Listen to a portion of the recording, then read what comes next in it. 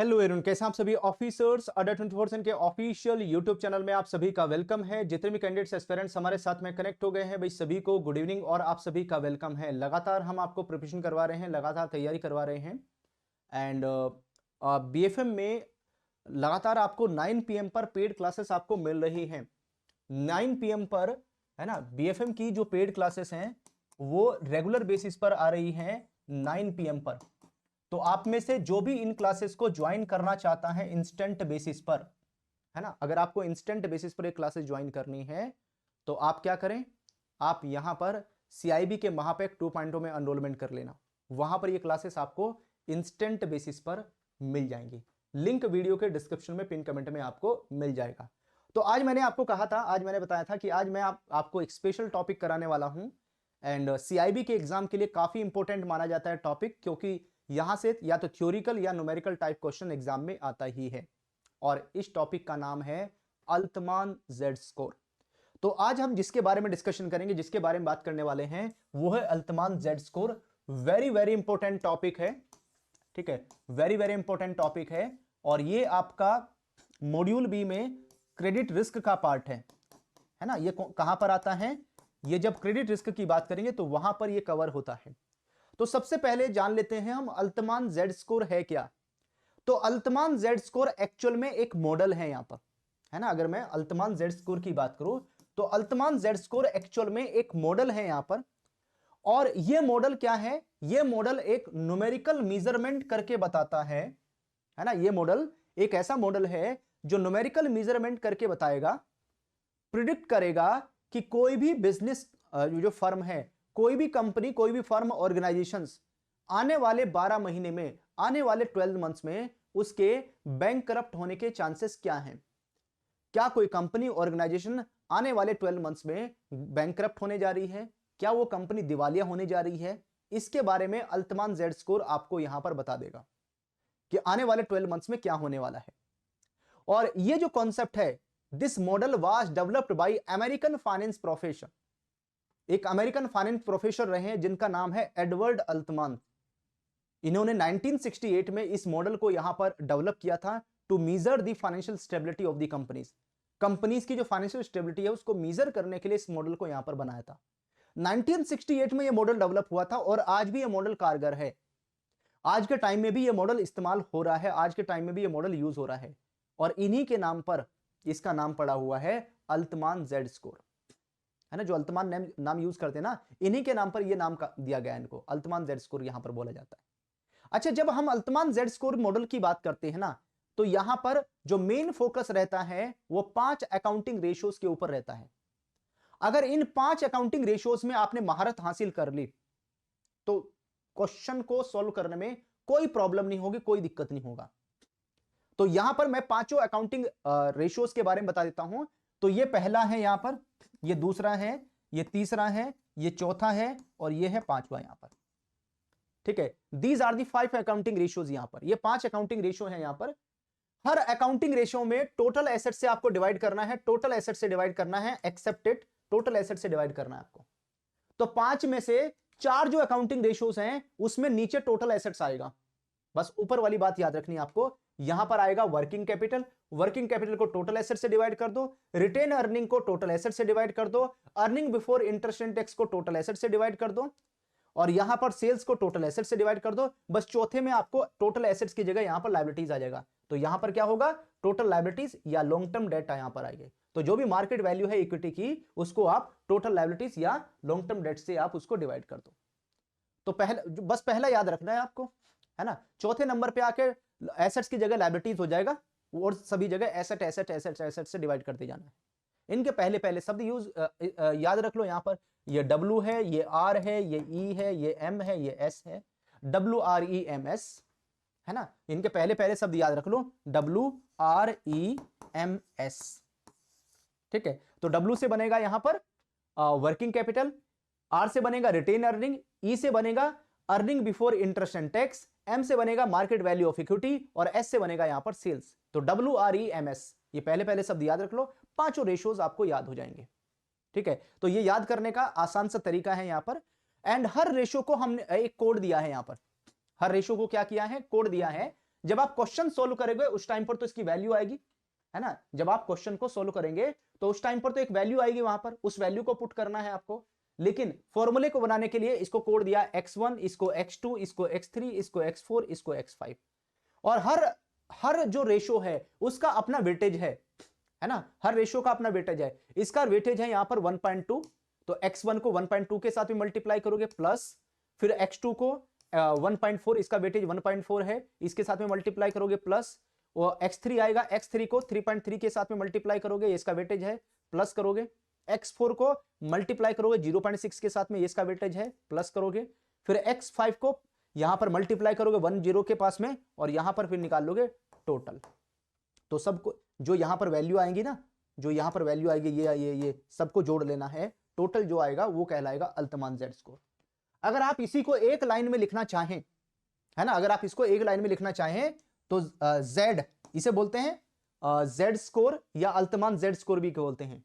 तो 1.2 है ना, वो देखो 1.2 x1 plus 1.2 1.4 x2 plus 3.3 x3 plus 0.6 x4 plus, है ना, 1 x5, है ना, टोटल आ जाएगा। तो यहां पर 1.2 ये मल्टीप्लाई x1 होता है ना, अगर इसको इसे लिखेंगे ये मल्टीपल ही कहलाएगा यहां पर 1.2 x1, यानी 1.2 और x की जो वैल्यू आएगी आपस में मल्टीप्लाई हो जाएगी। इसी को अगर आप यहां पर इस तरीके से पूरे फॉर्मूले में देखना चाहें तो पूरे फॉर्मूले की फॉर्म में भी आप इसको यहां पर देख सकते हैं। ये पूरा का पूरा फॉर्मूले की फॉर्म में भी आपके पास आ जाएगा। तो Altman Z score 1.2 multiply working capital divided by total assets plus 1.4 multiply retained earning divided by total assets plus 3.3 multiply earning before interest and tax payment divided by total assets plus 0.6 equity market value divided by long term debt या liability, उसे divide करेंगे, plus तो यहां पर इसको 0.99 को लिख लो 1.0 calculation को आसान करने के लिए, and total sales divided by total assets. लो जी, ये पूरा आपके पास में अल्तमान जेड स्कोर का कंप्लीट फॉर्मूला भी यहां पर आ जाएगा। अच्छा, जो भी आपके पास में अल्तमान जेड स्कोर कैलकुलेट होकर आएगा, है ना, जो भी आपके पास में अल्तमान जेड स्कोर कैलकुलेट होकर आएगा, तो ध्यान रखना अगर अल्तमान जेड स्कोर लेस देन 1.81 आता है, 1.81 से कम है जेड स्कोर, तो मान लेना है वो कंपनी डिस्ट्रेस जोन में है। यानी अगर जेड स्कोर 1.81 से कम है तो चांसेस हैं कि आने वाले 12 मंथ्स में, आने वाले 12 महीने में वो ऑर्गेनाइजेशन बैंकरप्ट हो सकती है। अगर किसी कंपनी का जेड स्कोर 1.81 से कम आ रहा है तो चांसेस हैं कि आने वाले 12 मंथ्स में वो बैंकरप्ट हो जाएगी। और अगर किसी फर्म का जो जेड स्कोर है 1.81 से 3.0 के बीच में आता है ना, 1.81 से 3.0 के बीच में है, तो इट मींस वो ग्रे जोन में है, तो वो इधर भी आ सकती, इधर भी आ सकती। उसके बाद में अगर किसी ऑर्गेनाइजेशन का, किसी कंपनी फर्म ऑर्गेनाइजेशन का जो जेड स्कोर है मोर देन 3.0 है, अगर तीन से ज्यादा है यहां पर, 3.0 से ज्यादा है यहां पर, तो वो सेफ जोन में है। इट मींस वो यहां पर फाइनेंशियली स्ट्रॉन्ग ऑर्गेनाइजेशन है यहां पर। तो ये बेंचमार्क है। बेंचमार्क आपको ध्यान रखना है, कभी कभी एग्जाम में जो क्वेश्चन है वो बेंचमार्क के बेसिस पर भी आ जाता है। अगर अल्तमान जेड स्कोर की केस स्टडी आएगी तो वहां पर भी एक क्वेश्चन बेंचमार्क का आपको मिलेगा, और बेंचमार्क आप इस तरीके से कैलकुलेट कर सकते हैं, बेंचमार्क आप इस तरीके से यहां पर बता सकते हैं। ओके, चलिए, तो एक क्वेश्चन देता हूं मैं आपको, इस क्वेश्चन को ट्राई कीजिए आप सभी, है ना। आपके सामने स्क्रीन पर एक क्वेश्चन है, इसको ट्राई कीजिए। क्वेश्चन है XYZ limited shared following information, earning before interest and tax, earning before tax and interest are 6,50,000, their revenues sales are 8,57,000, while total assets amount of rupees 12 lakh with liabilities being 3,20,000, book value of equity stands for 7 lakh rupees, retained earning are 1,35,000, working capital is at rupees 4 lakh, calculate the अल्तमान Z score and outlook of their business। तो यहां पर दो चीजों के answer करने हैं आपको, एक तो आपको बताना है कि अल्तमान Z स्कोर कितना आएगा, और यहां पर दूसरा बताना है उसका आउटलुक कितना रहने वाला है, उसका आउटलुक क्या रहेगा यहां पर। तो ये एक केस स्टडी है यहां पर, और इसी में से 5 नंबर के क्वेश्चन, 5 नंबर की जो केस स्टडी है इसी के बेसिस पर बड़े आराम से बन जाती है। तो इसी के बेसिस पर आप 5 मार्क्स की जो केस स्टडी है वो भी बना सकते हैं। चलिए स्टार्ट करेंगे। तो पहले आपको दिमाग में लाने हैं वो 5, है ना, 5 कोहिनूर यहां पर, है ना। वैसे तो दुनिया में एक ही कोहिनूर है, लेकिन अल्तमान जेड स्कोर में 5 कोहिनूर है यहां पर, ठीक है। यानी वो 5 फाइनेंशियल रेशियोज, उनको आपको ध्यान में लाना है ना। तो जब उनको ध्यान में लाओगे तो वहां पर सबसे पहले कौन सा आएगा, वर्किंग कैपिटल। वर्किंग कैपिटल को डिवाइड करना है किससे, टोटल एसेट से यहां पर। तो सबसे पहले क्या आएगा, वर्किंग कैपिटल। चलिए मैं आपको दिखा देता हूं आपको कैसे कैलकुलेशन करेंगे यहां पर। तो सबसे पहले वो अकाउंटिंग रेशियोज, पांचों अकाउंटिंग रेशियो फटाक से लिख लो पहले। वर्किंग कैपिटल को डिवाइड करेंगे टोटल एसेट से, रिटेन अर्निंग को डिवाइड करेंगे टोटल एसेट से, earning before interest and tax को डिवाइड करेंगे टोटल एसेट से, market value of equity and को डिवाइड करेंगे टोटल लायबिलिटी से, और सेल्स को डिवाइड करेंगे टोटल एसेट से। तो फटाफट फटाफट हमने ये पांचों फॉर्मूले यहां पर लिख लिए। अगर ये काम आपने कर लिया तो काफी आसान हो जाएगा आपके लिए, क्योंकि ये सबसे बड़ी दिक्कत यही है कि एग्जाम में जब आप जाओगे, एग्जाम में आप इन पांचों फॉर्मूलों को भूल जाओगे कि ये पांच रेशियो कौन कौन से, इनको आप भूल जाओगे, ठीक है। फिर दूसरा जो सबसे भूलने का कारण होता है, आप इनका वेटेज भूल जाओगे। x1 का, है ना, इसका x1 का वेटेज कितना, x2 का कितना, x3 का कितना, x4 का कितना, x5 का कितना, इनके वेटेज भूल जाओगे आप, ठीक है। तो इसमें दो ही चीजें यहां पर याद करने वाली हैं, एक तो ये अकाउंटिंग रेशियोज और दूसरा यहां पर वेटेज, है ना। और सारा काम तो आप कैलकुलेटर की हेल्प से बड़े आराम से कर लोगे, जो कैलकुलेटर है उसकी हेल्प से बड़े आराम से हो जाएगा। तो सबसे पहले हमें क्या करना है, वर्किंग कैपिटल को डिवाइड करना है टोटल एसेट से। तो वर्किंग कैपिटल ढूंढो आपके पास कितनी है ना। वर्किंग कैपिटल देखिए आपके पास में कितनी है यहां पर, तो ढूंढिए ढूंढिए ढूंढिए, ये आ गया। देखिए यहां पर वर्किंग कैपिटल है यहां पर आपके पास में 4 लाख रुपए। कितनी है वर्किंग कैपिटल, 4 लाख रुपए की। अब 4 लाख को, वर्किंग कैपिटल को आप टोटल एसेट से डिवाइड करोगे तो टोटल एसेट्स आपके पास में कितनी है, ये देखिए यहां पर टोटल एसेट्स है आपके पास में 12 लाख रुपए। तो हमने क्या किया यहां पर, है ना, ये जो x1 है तो इसको तो हम यहां पर कैलकुलेट कर रहे हैं, ये जो w है ये वेटेज है यहां पर। तो हमने क्या किया, यहां पर ये जो वैल्यू है सारी लाख में आ रही है, तो 4 का मतलब 4 लाख डिवाइडेड बाय 12, 12 का मतलब है 12 लाख। तो 4 को 12 से डिवाइड करेंगे, कितना आएगा, 0.34, है ना। यहां पर कितना आ जाएगा, 0.34 आ जाएगा। अब ये जो b है, 0 है ना, 0.34 है, इसको वेटेज के साथ में 1.2 के साथ में मल्टीप्लाई करना है। जब 1.2 को, है ना, इसका वेटेज है 1.2, 0.34 के साथ में मल्टीप्लाई करेंगे तो इसकी वैल्यू आएगी 0.408। तो w को b के साथ में मल्टीप्लाई करेंगे, इन दोनों को आपस में मल्टीप्लाई करेंगे यहां पर, w को और b को, तो ये आएगा 0.408। वैसे ही हमें x2 निकालना है, तो रिटेन अर्निंग, है ना, रिटेन अर्निंग देखिए कितनी है। तो यहां पर जो रिटेन अर्निंग है वो आपको दी गई है 1,35,000 की, 1,35,000 की रिटेन अर्निंग है। तो 1,35,000 को लिख लोगे आप 1.35 लाख। टोटल एसेट्स हमें मिली गई है 12 लाख रुपए, तो 12 से डिवाइड करोगे कितना आया, 0.113, और इस रेशियो का वेटेज कितना है 1.4, तो 1.4 को इसके साथ में मल्टीप्लाई करोगे कितना आया 0.158। उसके बाद में नेक्स्ट है earning before interest and tax. तो अगर आप देखोगे earning before interest and tax, है ना, 6.5 लाख रुपए की है, तो यहां पर लिखोगे 6.5 लाख हो जाएगा। टोटल एसेट्स वही है सेम, 12 लाख, उससे डिवाइड कर दोगे तो इसकी वैल्यू कितनी आएगी यहां पर 0.54। 0.54 को उसके वेटेज के साथ मल्टीप्लाई करोगे, वेटेज कितना है 3.3, तो जब इनको आपस में मल्टीप्लाई करोगे तो इसकी वैल्यू आएगी 1.782। फिर यहां पर जो चेंज है वो x4 में है, market value of equity. Market value of equity कितनी, 7 लाख रुपए की यहां पर, तो 7 ऊपर रखिए, ठीक है। उसके बाद में जो टोटल लायबिलिटी है वो कितनी है, यहां पर लायबिलिटी है 3,20,000 की, तो 3.2 लाख की लायबिलिटी है, तो डिवाइड करेंगे कितना है 2.19। इसका वेटेज कितना है 0.6, तो 0.6 को इसके साथ में मल्टीप्लाई करोगे तो कितना आएगा 1.314।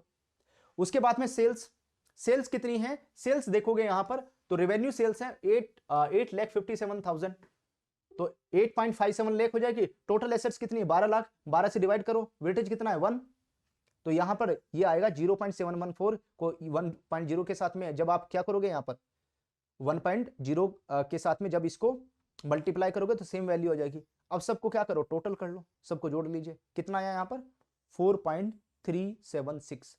तो जो जेड स्कोर है वो कितना आ रहा है कैलकुलेट होकर, जेड स्कोर यहां पर कैलकुलेट होकर आ रहा है 4.376। अब ये जो 4.376 आया है, अब मुझे बताओ इस ऑर्गेनाइजेशन का, जिसका आपने अल्तमान जेड स्कोर कैलकुलेट किया है, इसका जो अल्तमान जेड स्कोर है, अगर आप अप्रोक्स लिखोगे तो 4.4 है यहां पर। इसका जो अल्तमान जेड स्कोर है वो कितना आ रहा है? 4.4। अब इस ऑर्गेनाइजेशन का, इस कंपनी का आउटलुक कैसा है यहां पर? आउटलुक बताओ यहां पर, है ना, आउटलुक कैसा आ रहा है यहां पर? तो अगर अल्तमान जेड स्कोर मोर देन कितना है? मोर देन 3.0 है ना, मोर देन 3.0 है, तो ऐसे केस में वो ऑर्गेनाइजेशन सेफ जोन में होती है, यानी ग्रीन जोन में है। तो यहां पर अगर अल्तमान जेड स्कोर 4.4 है तो 3.0 से ज्यादा है, तो इट मींस ये ऑर्गेनाइजेशन यहां पर सेफ जोन में रहने वाली है। तो इस तरीके से हम अल्तमान जेड स्कोर के जो क्वेश्चन है उसको कैलकुलेट कर लेंगे और यहां पर आउटलुक भी निकाल लेंगे, तो हो जाएगा। अगर ऐसा क्वेश्चन एग्जाम में आता है, कर लोगे? यस और नो एक बार बता दो मुझे कमेंट करके। और जितने पॉइंट मैंने बताए हैं आपको प्रीवियस, वही है यहां पर मेन पॉइंट। अगर आप देखोगे जो मेन पॉइंट है यहां पर, मेन पॉइंट वही है, वही आपको पढ़ने हैं, बस उतना कर लोगे काम हो जाएगा।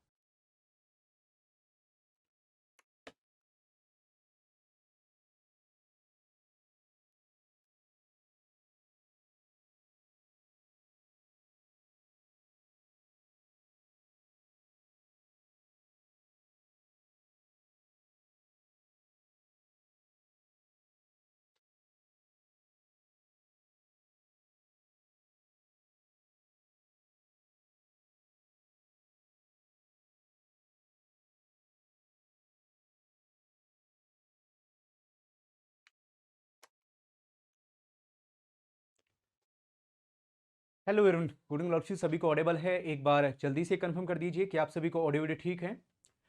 जीत बैच में हम क्लासेस लगातार आपको प्रोवाइड कर रहे हैं। आज 4th नंबर की क्लास है। Macmillan based most important questions लगातार आपके लिए आ रहे हैं और हम आपको प्रिपरेशन करवा रहे हैं बीएफएम की, है ना। हम आपको जो तैयारी करवा रहे हैं वो बीएफएम सब्जेक्ट की प्रिपरेशन आपको करा रहे हैं। बैंक फाइनेंशियल मैनेजमेंट सब्जेक्ट है यहां पर, जिसकी प्रिपरेशन रेगुलर बेसिस पर आपको कराई जा रही है।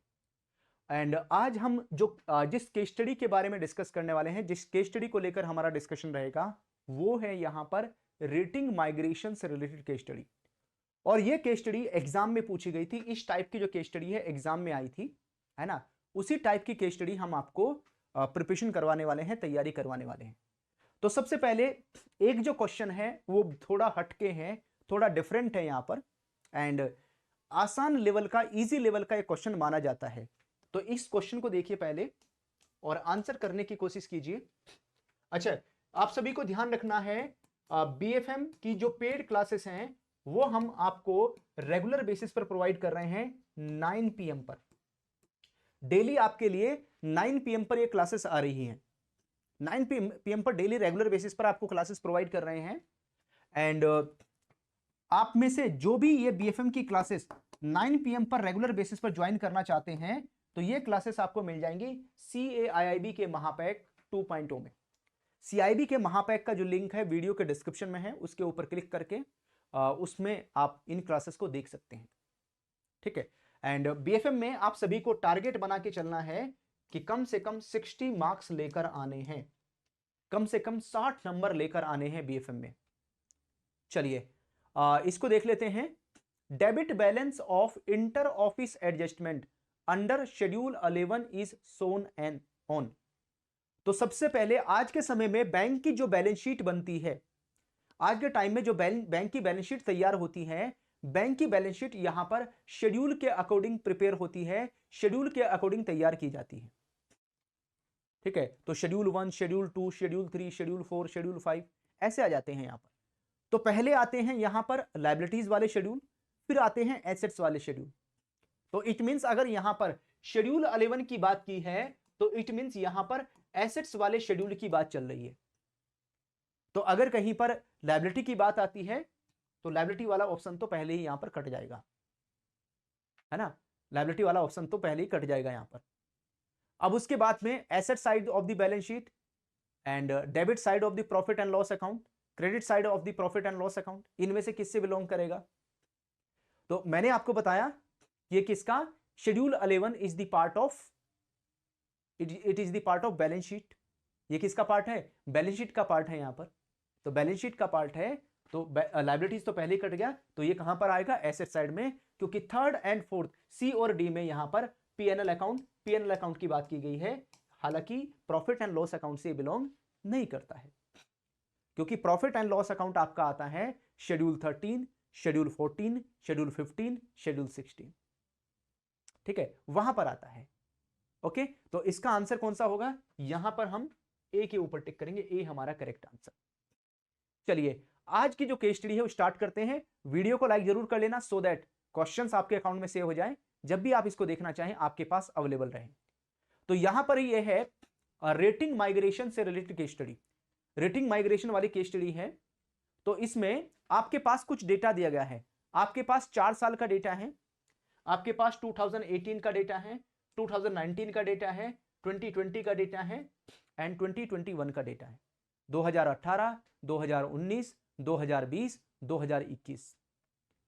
और यहां पर 10 कंपनी है, company 1, company 2, company 3, company 4, company 5, company 6, company 7, company 8, company 9, company 10।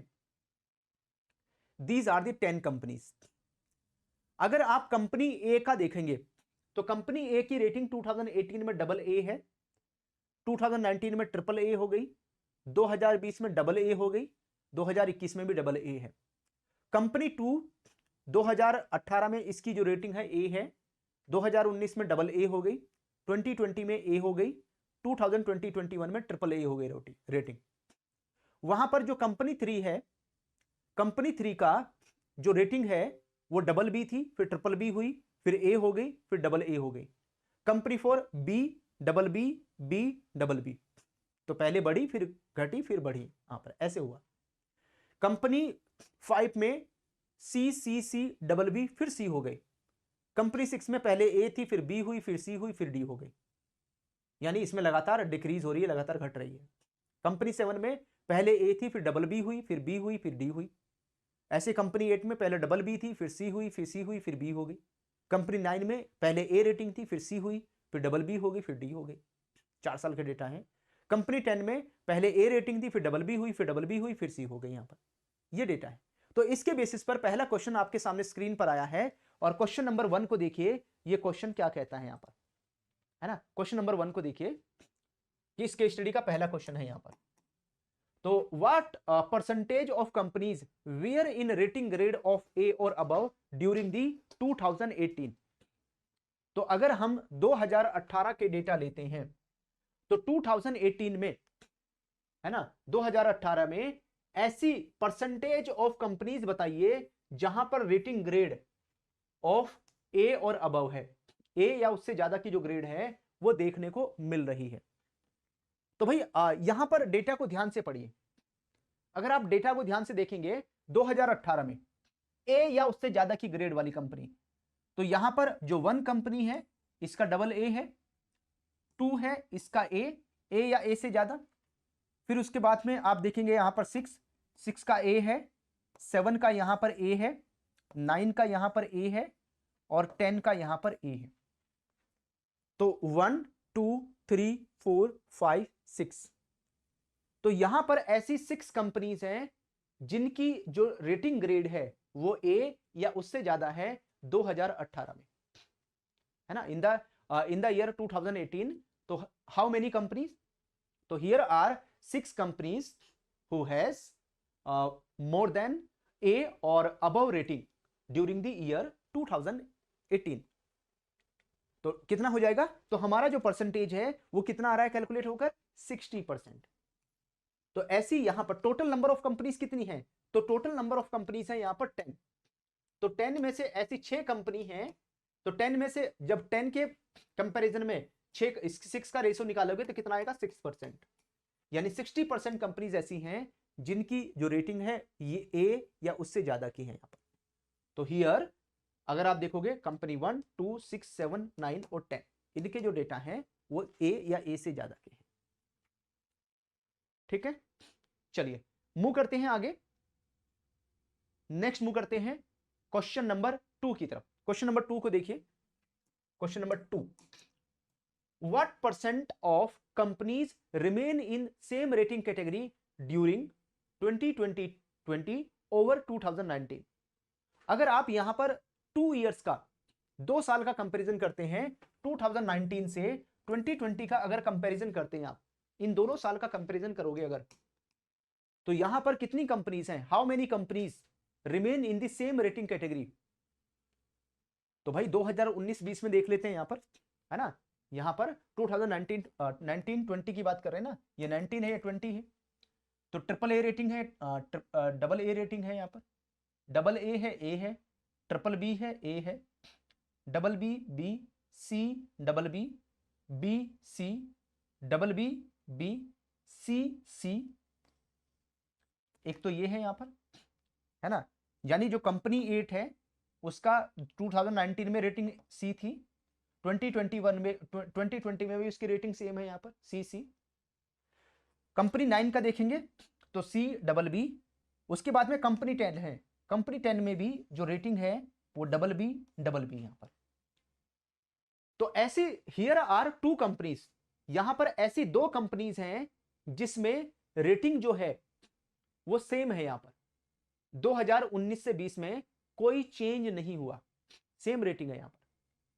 तो 20%, तो 10 में से ऐसी 2 कंपनी है, अगर आप 10 में से देखोगे तो कितनी ऐसी 2 कंपनीज है, यानी 20% कंपनीज है, कंपनी 8 और कंपनी 10। इन कंपनी 8 और कंपनी 10 के जो डेटा है वो सेम है, देयर इज नो चेंज, कोई चेंज यहां पर नहीं है। ओके, तो इस तरह के जो पॉइंट्स मैंने आपको क्लास में बताए थे, क्लास में भी हमने बीएफएम की जो क्लास हम आपको 9 PM पर प्रोवाइड कर रहे हैं सीआईबी के महापैक 2.0 में, तो वहां पर भी ये जो पॉइंट है हमने डिस्कस किए थे। रेटिंग माइग्रेशन वाला मैंने कॉन्सेप्ट आपको बताया था। अगर आपने रेटिंग माइग्रेशन वाला कॉन्सेप्ट वहां पर पढ़ा हुआ है तो इट मींस यहां पर कोई मिस्टेक नहीं होगी, गलती होने के चांसेस ना के बराबर है। चलिए आ जाते हैं हम लोग क्वेश्चन नंबर 3 में। क्वेश्चन नंबर 3 को देखिए। Question number 3, in 2021 in which rating maximum number of companies were there, है ना, ऐसी कौन सी रेटिंग है यहां पर, है ना, ऐसी कौन सी रेटिंग है मैक्सिमम जहां पर नंबर ऑफ कंपनीज फॉल करती हैं, मैक्सिमम जो कंपनीज हैं उस रेटिंग में यहां पर आ जाएंगी। किसकी बात कर रहे हैं, 2021 की बात कर रहे हैं, 2021 की बात कर रहे हैं। तो 2021 में अगर आप देखोगे यहां पर, तो डबल ए रेटिंग वाले में मैं अलग अलग मार्क लगा देता हूं यहां पर, जैसे यहां पर मैं स्टार बना देता हूं, ठीक है। ट्रिपल ए रेटिंग की एक ही कंपनी हैस बना देते हैं, डबल बी रेटिंग की कंपनी है यहां पर, है ना, इक्वल का साइन बना देते हैं। वहीं पर सी रेटिंग की बात करूं, सी रेटिंग में मान लेते हैं प्लस का साइन बना देते हैं, सी रेटिंग एक ही है, एक ही है यहां पर। उसके बाद में डी रेटिंग की बात करते हैं, तो डी रेटिंग में यहां पर माइनस का साइन बना देते हैं, और उसके बाद में ओनली जो बी रेटिंग है उसमें हम यहां पर बना देते हैं क्रॉस। तो देखेंगे आप जो सबसे ज्यादा रेटिंग वाली है तो -1 यानी डी डी डी, है ना, जो डी रेटिंग है उसकी सबसे ज्यादा है। सी रेटिंग की 2 है, बी की 1 है, डबल बी की 1 है, ट्रिपल ए की 2 है, ट्रिपल 3 की 1 है यहां पर। तो सबसे ज्यादा कौन है, डी। तो इसमें हम कहां पर टिक करेंगे, डी के ऊपर। तो 6 नंबर, 7 नंबर एंड 9 नंबर, तो 6 नंबर, उसके बाद में 7 नंबर, उसके बाद में 9 नंबर, तो 6, 7 एंड 9, दीज आर 3 कंपनीज, ये 3 कंपनी है जिनकी रेटिंग यहां पर सेम है, कोई चेंज इसमें नहीं। चलो आ जाते हैं हम लोग क्वेश्चन नंबर 4 में। क्वेश्चन नंबर 4 देखते हैं इसका। Question number 4, if rating C is high risk and rating D is default. अगर हम देख रहे हैं यहां पर जो सी रेटिंग है वो हाई रिस्क है और जो डी रेटिंग है वो डिफॉल्ट है, तो what percentage of portfolio was in the year 2021, 2021 में परसेंटेज कितना है पोर्टफोलियो में, यानी हमारे पोर्टफोलियो का कितना परसेंट 2021 में हाई रिस्क एंड डिफॉल्ट की कैटेगरी में है यहां पर, है ना, हाई रिस्क या डिफॉल्ट की कैटेगरी, है ना, लेवल पर बैठा हुआ है, कितना परसेंट है हमारे पोर्टफोलियो का यहां पर। तो इसमें आपको ध्यान से पढ़ना पड़ेगा, ध्यान से देखना पड़ेगा इसमें।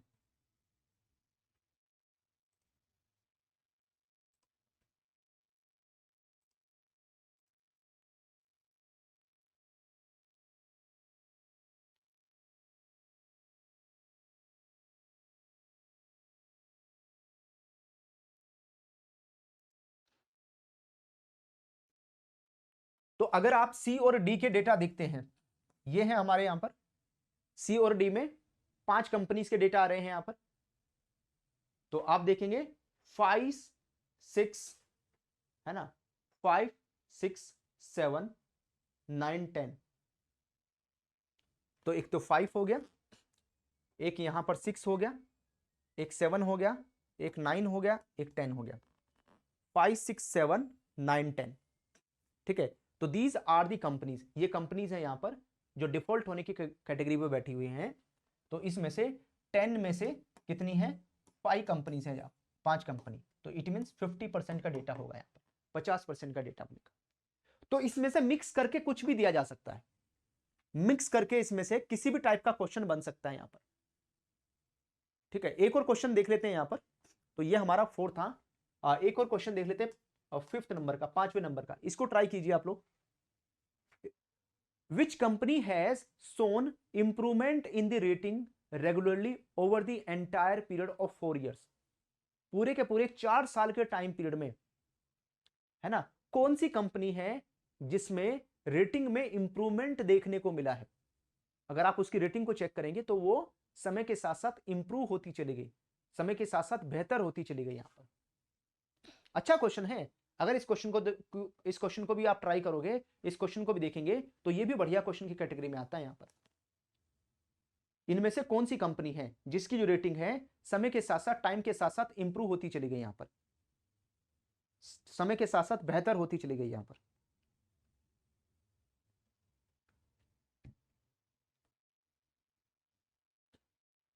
परसेंटेज में पूछा जाए, परसेंटेज में बता सकते हैं, नंबर में पूछा जाए आपसे, नंबर में पूछा जा सकता है।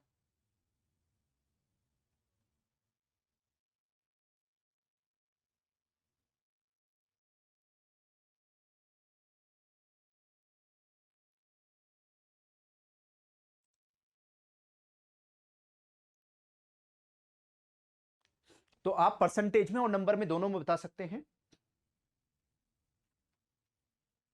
तो कई जो आंसर है मेरे पास में आ रहे हैं। तो आज तो आपका स्कोर बहुत अच्छा आना चाहिए, है ना, आज आप सभी का जो स्कोर है अच्छा आना चाहिए। तो कंपनी 3 है यहां पर। इसकी पहले रेटिंग डबल बी थी, डबल बी से यहां पर हुई है ट्रिपल बी, ट्रिपल बी से ए हो गई और ए से डबल ए हो गई। और भी कहीं है, डबल ए है, ट्रिपल ए हो गई, डबल ए हो गई, ये तो नहीं है। ए है, डबल ए है, ये भी नहीं है। बी थी, डबल बी हो गई, फिर बी हो गई, इनकंसिस्टेंसी है। सी सी, ये भी इनकंसिस्टेंसी है। ए बी सी डी, ये डिक्रीज हो रही है यहां पर आप देखोगे यहां पर जो रेटिंग है वो डिक्रीज हो रही है, रेटिंग कम होती जा रही है। तो ये भी नहीं है। A double B B D, ये भी नहीं है, यहां भी रेटिंग डिक्रीज हो रही है, कम हो रही है, इंप्रूव नहीं हो रही, इंप्रूवमेंट नहीं है, यहां तो डिक्लाइन हो रहा है, यहां पर या डाउनग्रेड हो रही है यहां पर। उसके बाद में डबल बी सी सी, है ना, ये भी नहीं है। ए सी डबल बी, ये भी नहीं है। ए डबल बी सी, है ना, ये भी यहां पर डिक्रीज होती जा रही है, ये भी नहीं है। तो सिर्फ एक ही कंपनी है यहां पर ऐसी, और जो है कंपनी 3, है ना, यहां पर ओनली कंपनी 3 है जिसकी रेटिंग में इंप्रूवमेंट देखने को मिल रहा है ना, जिसकी रेटिंग में इंप्रूवमेंट देखने को मिल रहा है यहां पर। अच्छा, अगर आपसे पूछा जाए यहां पर, है ना, अगर आपसे पूछा जाए कि ऐसी कितनी कंपनीज हैं जिनकी यहां पर during the time of 4 years जो रेटिंग है वो डाउनग्रेड हुई है, हाउ मेनी कंपनीज, यहां पर ऐसी कितनी कंपनीज हैं जिसकी ओवर द ईयर, आने वाले जो यहां पर 4 इयर्स हैं, जो 4 साल हैं, पिछले 4 सालों में उनकी जो रेटिंग है वो डाउनग्रेड हुई है। यहां पर ऐसी कितनी कंपनीज है या उन कंपनीज के नाम क्या है यहां पर, ऐसा भी क्वेश्चन बन सकता है, ऐसा भी क्वेश्चन आपसे पूछा जा सकता है। तो भाई यहां पर हम किस में देखेंगे, तो अब हम यहां पर किसकी बात करेंगे, ए ट्रिपल ए, यहां तो पहले कम थी फिर बढ़ी फिर कम हो गई, ये नहीं है। ए है, डबल ए इनकंसिस्टेंसी है, ये तो हमने देखा ही, इसमें इंप्रूवमेंट होता जा रहा है, तो हमने तो डाउनग्रेड की बात की। तो ये बी है, बी से डबल बी हुई, सुधार हो रहा है, यहां तो इंप्रूवमेंट है, ये भी नहीं है। तो पहले सी सी, फिर इंप्रूव हो गई, तो ये भी नहीं है। अब यहां पर है ए, फिर बी हुई, फिर सी हुई, डी हुई। एक तो ये है 6 नंबर की, जिसमें यहां पर डाउनग्रेड हो रही है पूरे 4 सालों में। फिर यहां पर ए है, डबल बी है, बी है, डी है, ये भी है 7वें नंबर की कंपनी है, इसमें भी डाउनग्रेड हो रही है यहां पर, है ना, ये भी डाउनग्रेड माना जाएगा। उसके बाद में 8वें में डबल बी है, सी सी हुई, बी हुई, यहां भी इनकंसिस्टेंसी है। पहले ए थी, फिर सी हुई, डबल बी हुई, ये भी नहीं है। पहले ए थी, फिर डबल बी हुई, डबल बी रही, फिर सी रही, इसको हम काउंट कर सकते हैं, है ना। समय के साथ साथ डिक्रीज हो रही है, पहले ए थी, फिर डबल बी रही, फिर सी हुई, डिक्रीज होगी। तो यहां पर ऐसी 3 कंपनीज के जो डेटा है वो निकल कर आ जाते हैं यहां पर। अगर चारों साल में कंसिस्टेंसी देखें तो ऐसी 2 ही कंपनी के नाम आते हैं, 6, 7। लेकिन अगर डाउनफॉल देखेंगे पूरे 4 सालों में तो 3 कंपनीज में ऐसा डाउनफॉल है, 6, 7 एंड 10 में। ठीक है, अगर समय के साथ साथ डाउनफॉल देखेंगे तो 3 कंपनी में आ रहा है, 6, 7, 10। और अगर हर साल जो डाउनग्रेड हुई है, ईच एंड एवरी ईयर, अगर पूछा जाए हर साल ईच एंड एवरी ईयर जो डाउनग्रेड हुई है, तो फिर वहां पर 6 एंड 7 कंपनी का नाम आएगा। ओवर दी 4 ईयर्स, पूरे 4 सालों में डाउनग्रेड हुई है, तो ऐसी 3 कंपनी। क्वेश्चन किस फॉर्म में पूछा जा रहा है, किस सेंस में क्वेश्चन पूछा जा रहा है, उसके अकॉर्डिंग आपको आंसर करना है। Which is the worst performing year on the basis of portfolio rating. अगर हम पोर्टफोलियो रेटिंग के बेसिस पर चेक करें तो पोर्टफोलियो रेटिंग के बेसिस पर सबसे खराब साल कौन सा रहा है, सबसे खराब ईयर कौन सा रहा है यहां पर। अगर मैं सबसे वर्स्ट ईयर की बात करूं यहां पर, है ना, ये डेटा आपके सामने है, मैं थोड़ा सा साइड में हो जाता हूं सो दैट पूरा देख सको, है ना। सबसे खराब साल कौन सा रहा है यहां पर, वर्स्ट ईयर कौन सा था। तो वर्स्ट ईयर को अगर आप देख, सबसे खराब साल 2021 का है ना। सबसे ज्यादा सी, सबसे ज्यादा डी किन लोग कहां पर है ना। यहां पर देखोगे, यहां पर एक सी है, कोई भी डी नहीं है। उसके बाद में यहां पर देखोगे 3 सी है यहां पर देखोगे आप 2 सी है यहां पर देखोगे 5 सी एंड डी है यहां पर। तो सबसे खराब खराब जो साल है बैंक के लिए, जो सबसे खराब ईयर है वो कौन सा रहा है, 2021 का जो ईयर है वो सबसे खराब रहा है बैंक के लिए, क्योंकि यहां पर सबसे ज्यादा सी और डी है इसमें। ठीक है, चलो वो अगली केस स्टडी एनआरआई एनआरओ की, वो आपको मैं नेक्स्ट क्लास में कराऊंगा, है ना, किसी और क्लास में कराऊंगा। तो आज रेटिंग माइग्रेशन वाला जो कॉन्सेप्ट आप समझ में आ गया होगा। इस टाइप की केस स्टडी एग्जाम में आई थी, इस तरह की जो केस स्टडी एग्जाम में पूछी गई थी। तो आई होप इस केस स्टडी को करने के बाद में अगर इस टाइप की केस स्टडी अगेन एग्जाम में आ गई तो आप, मुझे लगता है, एक भी क्वेश्चन नहीं छोड़ के आएंगे, सारे क्वेश्चन बड़े आराम से अटेम्प्ट कर लोगे। ओके, क्योंकि केस स्टडी को अगर आपने एक बार प्रैक्टिस कर लिया और वैसे ही डिट्टो केस स्टडी अगर आ गई, है ना, फिर नहीं कोई क्वेश्चन बच के जाएगा, पूरे के पूरे 5-6 नंबर आराम से मिल जाएंगे।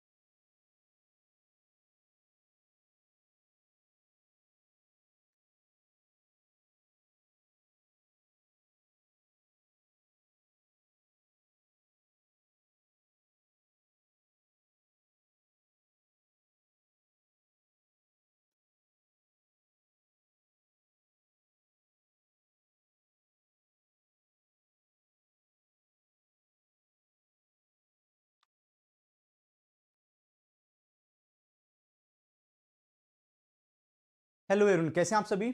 ऑफिसर्स अडर 24 के ऑफिशियल यूट्यूब चैनल में आप सभी का वेलकम है। जितने भी कैंडिडेट एस्पिरेंट्स हमारे साथ में कनेक्ट हो गए हैं, भाई सभी को गुड इवनिंग और आप सभी का वेलकम है। एक बार जल्दी से कंफर्म कर दीजिए, क्या आप सभी को ऑडियो वीडियो ठीक है, ऑडिबल है, विजिबल है प्रॉपर्ली आप सभी को? क्या ऑडियो वीडियो ठीक है ना? आवाज आ रही है आप सभी को? ओके। तो आज जिस कॉन्सेप्ट के बारे में हम लोग बात करने वाले हैं, जिस कॉन्सेप्ट को लेकर हमारा डिस्कशन रहेगा, है ना, उसका नाम है हेयर कट। ठीक है। तो कई बार हेयर कट से कंफ्यूजन हो जाता है कि, है ना, कहीं हम अपने खुद के हेयर कट के बारे में तो नहीं बात कर रहे हैं, तो उसको लेकर कंफ्यूजन हो जाता है। लेकिन ये बैंकिंग वाला हेयर कट है, ये बैंकिंग वाले हेयर कट की हम लोग बात कर रहे हैं। ओके। तो आज हम इसका पार्ट 1 डिस्कस करेंगे, क्योंकि ये काफी लेंदी है ना। एक क्लास में कंप्लीट नहीं हो पाएगा, एक क्लास में पूरा नहीं हो पाएगा। तो आज हम इसका पार्ट 1 डिस्कस कर रहे हैं, है ना। आज हम इसका पार्ट 1 डिस्कस करेंगे और अगली क्लास में मैं इसका पार्ट 2 कराऊंगा। अगर पार्ट 3 की रिक्वायरमेंट भी आई तो पार्ट 3 भी करा देंगे, सो दैट ये कॉन्सेप्ट आप अच्छे से लर्न कर लें, सीख लें। यहां से जो भी क्वेश्चन एग्जाम में आएगा आप इजीली उसका आंसर कर पाएं। तो सबसे पहली बात, जो हेयर कट है वो किससे बिलोंग करता है? देखिए, इसको हम एकदम सिंपल लैंग्वेज में सबसे पहले समझ लेते हैं कि जैसे मान लेते हैं आपने किसी कस्टमर को लोन प्रोवाइड किया, किसी कस्टमर को आपने लोन दिया। कोई कस्टमर है, उस कस्टमर को हमने 100 करोड़ का लोन दिया, उस कस्टमर को हमने 100 करोड़ का लोन दिया। अब इस कस्टमर को हमने 100 करोड़ का लोन दिया और हमने इस कस्टमर को ये सिक्योर्ड लोन दिया है। ये कैसा है? सिक्योर्ड लोन है।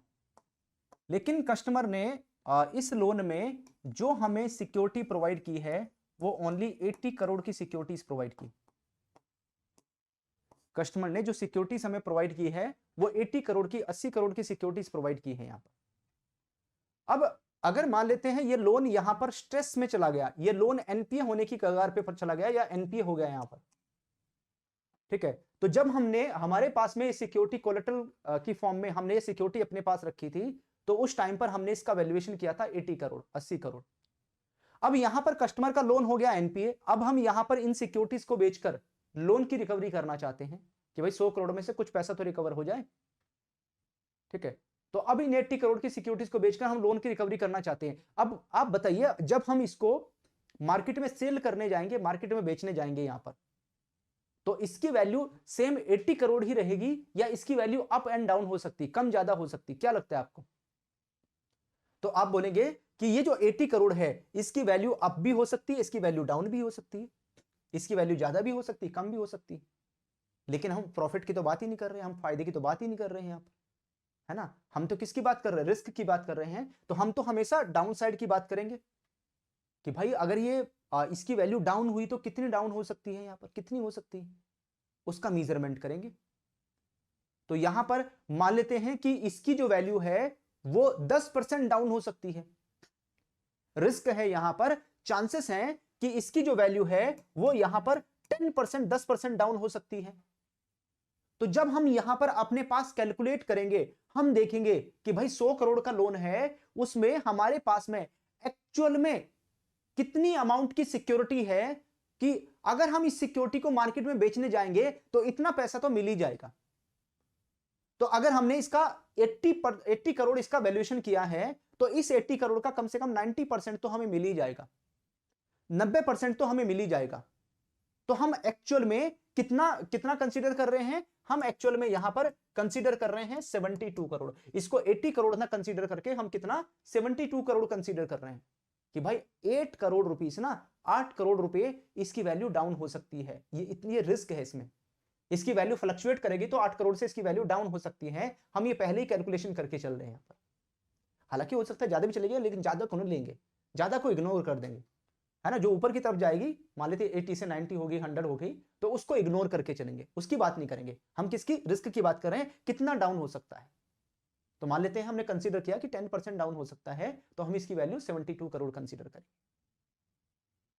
ठीक है। आपने देखा होगा कि जब है ना हेयर कट का जो कॉन्सेप्ट है, आप इस तरीके से यहां पर इसको याद कर सकते हैं। याद करने का तरीका बता रहा हूं मैं, है ना, एग्जैक्ट में वैसा है नहीं, ठीक है। याद करने का तरीका, ट्रिक है कि भाई जैसे हम क्या करते हैं ना, हम सैलून में जाते हैं और जब सैलून में जाते हैं तो हम क्या करते हैं, हमारे अपने जो हेयर हैं उनको थोड़े थोड़े कट करवा लेते हैं, है ना, थोड़े थोड़े कट करवा लेते हैं। तो सारे हेयर तो हम कट नहीं करवा रहे, है ना, थोड़े थोड़े हेयर का हमने कट करा लिया, थोड़े से कम हो गए। तो इसी तरीके से सिक्योरिटीज में भी थोड़ी सी वैल्यू हमने कम कर ली यहां पर। और ये जो परसेंटेज है ना, ये परसेंटेज कौन बताएगा कितना कम करना है इसको, है ना, हेयर कट का परसेंटेज कितना लगेगा ये कौन डिफाइन करेगा, ये कौन बताएगा। तो ये जो परसेंटेज है ना, ये 10% होगा, 15% होगा, 20% होगा, 5% होगा, 2% होगा, 1% होगा, 0 होगा, ये कौन बताएगा, ये बताएगा यहां पर आरबीआई। कौन बताएगा इसको, ये आरबीआई बताएगा, यहां पर रिजर्व बैंक ऑफ इंडिया की तरफ से बताया जाएगा ये। तो ऐसा नहीं है कि अपनी मर्जी से हमने हेयर कट लगा लिया, नो, ये हमें आरबीआई बताएगा कि कौन सी सिक्योरिटीज में कितने परसेंट का आपको हेयर कट लगाना है यहां पर। तो अब आप पढ़ोगे, आपको समझ में आएगा। तो haircut refers to adjustment made to the amount of exposure to the counterparty and also the value of collateral received to take account of possible future fluctuation. जो भी हमारे पास में कोलेटरल सिक्योरिटी रिसीव हुई है, जो भी collateral security की जो वैल्यू है रिसीव हुई है यहां पर, तो उसमें पॉसिबल है यहां पर कि फ्यूचर में उसकी वैल्यू में फ्लक्चुएशंस आ सकता है। और उसकी वैल्यू में जो फ्लक्चुएशंस आएगा यहां पर मार्केट मूवमेंट की वजह से, और अगर वो फ्लक्चुएशंस यहां पर क्या है, अगर वो एडवर्स मूवमेंट है यहां पर फ्लक्चुएशंस में, तो वो हमारे लिए यहां पर रिस्क अराइज करेगा, यानी उस सिक्योरिटी की उतनी वैल्यू हमें यहां पर कम मिलेगी, उस सिक्योरिटी की उतनी वैल्यू हमारे पास में कम आएगी। तो उस उतनी कम वैल्यू को हम पहले से ही कैलकुलेशन करके चलेंगे। तो ये जो एडजस्टमेंट यहां पर की जा रही है, ये जो वैल्यू कम करके हम कंसीडर कर रहे हैं, उसी को यहां पर हेयर कट कहते हैं। जो वैल्यू हम एडजस्ट कर रहे हैं, जो वैल्यू हम कम कर रहे हैं, यहां पर कम करके काउंट कर रहे हैं, उसी हेयर कट बोलेंगे। जैसे ये 80 करोड़ की वैल्यू थी यहां पर, इसमें इसको हम 72 करोड़ काउंट कर रहे हैं यहां पर। तो कितनी वैल्यू हम कम करके इसको काउंट कर रहे हैं यहां पर, तो 8 करोड़ इसको हम कम काउंट कर रहे हैं यहां पर। जो 8 करोड़ ये कम करके काउंट कर रहे हैं, इस 8 करोड़ को ही यहां पर क्या बोलते हैं, ये 8 करोड़ ही यहां पर क्या कहलाएगा, हेयर कट कहलाएगा, है ना। इसी को क्या बोलेंगे, हेयर कट के नाम से जाना जाएगा। वीडियो को लाइक जरूर कर लेना, सो दैट ये जो केस स्टडी है आपके अकाउंट में सेव हो जाए। एग्जाम से पहले जब भी आप इसको रिवाइज करना चाहिए, रिवीजन पर्पस के लिए आपके पास अवेलेबल रहनी चाहिए। ओके, तो यहां पर जब भी हम किसकी बात करते हैं, हेयर कट को कैलकुलेट करने की बात करते हैं, तो बैंक के पास में दो रास्ते हैं। बैंक यहां पर दो मेथड का इस्तेमाल कर सकता है हेयर कट को कैलकुलेट करने के लिए। एक जो मेथड है, सबसे पहला जो मेथड है, वो है स्टैंडर्ड सुपरवाइजरी हेयर कट। यानी यहां पर जो भी बेसल कमिटी है, यानी जो बीसीबीएस है, Basel committee on banking supervision, Basel committee on banking supervision ने जो भी यहां पर पैरामीटर सेट किए हुए हैं, उन्हीं पैरामीटर्स को आंख बंद करके हम फॉलो कर लें। उन्हीं पैरामीटर को हम, बस ये पैरामीटर दे दिए, इन्हीं को हम फॉलो कर रहे हैं, इसी के बेसिस पर हम हेयर कट को कैलकुलेट करेंगे। तो वो क्या है, स्टैंडर्ड सुपरवाइजरी हेयर कट। दूसरा जो है, अगर आप सेकंड को देखेंगे, दूसरा जो है यहां पर, दूसरा कौन सा है, ऑन एस्टिमेट हेयर कट्स, कि हेयर कट का जो एस्टिमेट है वो खुद से करें, यहां पर बैंक खुद से पूरा का पूरा कैलकुलेशन करें यहां पर, फिर सारी कैलकुलेशन की जो जिम्मेदारी है वो बैंक के ऊपर खुद की आ जाएगी यहां पर।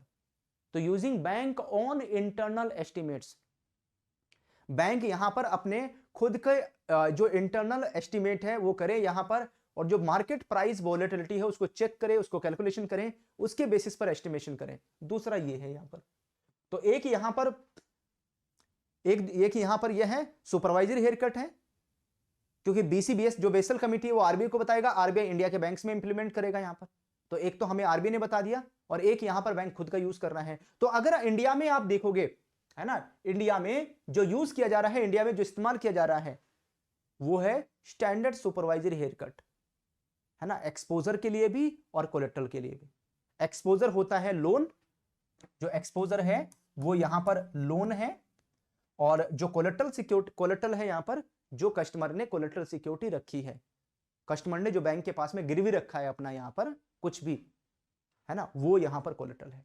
तो कोलेट्रल और एक्सपोजर दोनों के लिए जो यहां पर हेयर कट है वो स्टैंडर्ड सुपरवाइजरी हेयर कट है। इंडिया में बैंक्स को, जो इंडियन बैंक्स है उनको आरबीआई बताता है, यहां पर रिजर्व बैंक ऑफ इंडिया की तरफ से पूरी लिस्ट दे दी जाती है, इसको फॉलो करो आप। ओके, चलो उसके बाद में बढ़ेंगे हम लोग आगे। अच्छा, यहां पर मैं पहले आपको फॉर्मूले के बारे में बता देता हूं, क्योंकि यहां पर ना हेयर कट में फॉर्मूला बहुत इंपॉर्टेंट रोल प्ले करता है।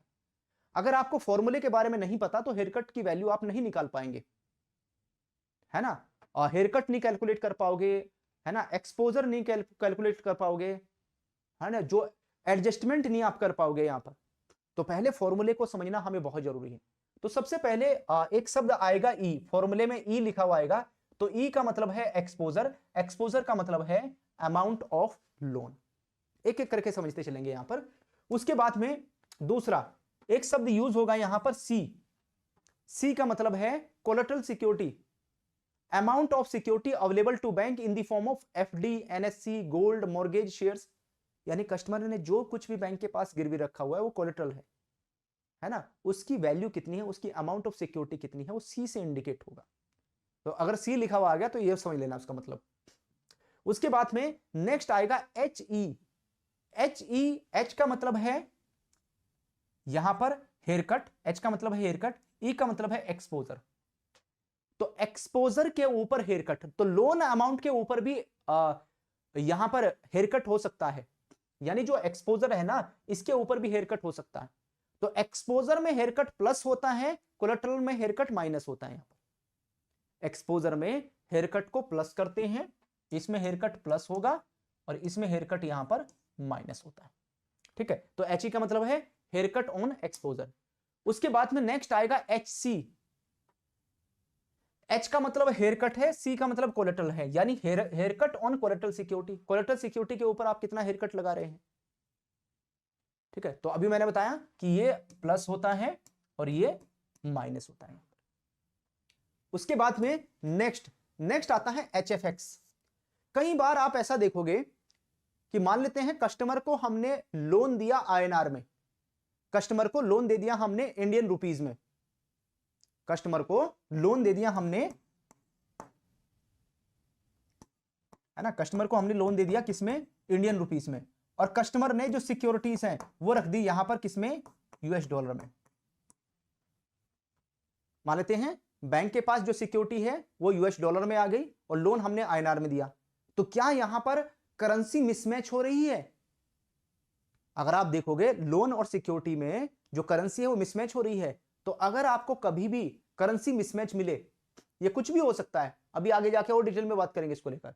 अगर करेंसी मिसमैच मिलता है, अगर लोन की करेंसी कुछ और है, सिक्योरिटी की करेंसी कुछ और है, तो वहां पर HFX लगेगा, HFX को अप्लाई करेंगे।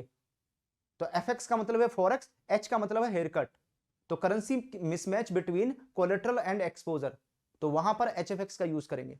तो HFS जो HFX है वो फिक्स है 8% का, है ना, 8% का लगेगा, फिक्स है ये। तो इसको हम यहां पर कंसीडर करते हैं 0.08, ये फिक्स है, इसमें कोई अप डाउन नहीं है यहां पर। ओके, चलो आगे बढ़ते हैं। अब आ गया यहां पर फॉर्मूला, ये है भाई वो फॉर्मूला। यहां पर मैं इसको यहां पर क्या करता हूं, इसको मैं एक बॉक्स में डाल देता हूं। यहां पर ये है फॉर्मूला जो आपको यहां पर याद करना होगा। इसको याद करना बहुत आसान है, जैसे जैसे आप क्वेश्चन की प्रैक्टिस करते जाओगे वैसे वैसे ये फॉर्मूला आपको याद हो जाएगा। तो E star equal to max 0 comma bracket E का मतलब exposure multiply 1 plus HE haircut on exposure plus होगा माइनस सी का मतलब है कोलेटरल सिक्योरिटी की value multiply 1 minus HC haircut on collateral minus हो रहा है माइनस HFX। यहां पर haircut on foreign exchange, अगर करेंसी मिसमैच है, अगर करेंसी दोनों की सेम है, कोलेटरल सिक्योरिटी की भी INR है और यहां पर लोन की भी INR है, दोनों करेंसी सेम है, तो HFX आपका 0 हो जाएगा, ये 0 हो जाएगा। ये HFX तभी रोल प्ले करेगा जब करेंसी मिसमैच होगी, अदरवाइज इसको 0-0 लेकर चलेंगे। ओके, चलो बढ़ते हैं हम लोग आगे, एंड ये मैं आगे चल के बताऊंगा ये पॉइंट आपको, ये पॉइंट हम आगे चल के डिस्कस करेंगे। कुछ परसेंटेज अगर आप अपने पास नोट करना चाहो तो नोट कर लो, है ना। हेयर कट कहां पर कितना लगेगा, हेयर कट के परसेंटेज कितना है। अगर सेंट्रल या स्टेट गवर्नमेंट की सिक्योरिटीज है, अगर कोई सिक्योरिटी सेंट्रल गवर्नमेंट या स्टेट गवर्नमेंट ने इशू की है और किसी बोरोवर ने वो सिक्योरिटी बैंक के पास कोलेटरल रख कर दिया आकर, तो अगर उसकी मैच्योरिटी अप टू 1 ईयर है, 1 साल तक की मैच्योरिटी है, तो हेयर कट लगेगा 0.5%। और अगर मैच्योरिटी 1 to 5 ईयर्स है, 1 से 5 साल है, तो यहां पर 2% हेयर कट लगेगा, और अगर मोर देन 5 ईयर्स है तो 4% का हेयर कट जाएगा। उसके बाद में डोमेस्टिक डेट सिक्योरिटीज, यानी इंडिया में जो कंपनीज हैं, कॉर्पोरेट हैं, उनकी तरफ से अगर बॉन्ड्स डिवेंचर्स इशू किए गए हैं, उन्हें बोलते हैं डोमेस्टिक डेट सिक्योरिटीज।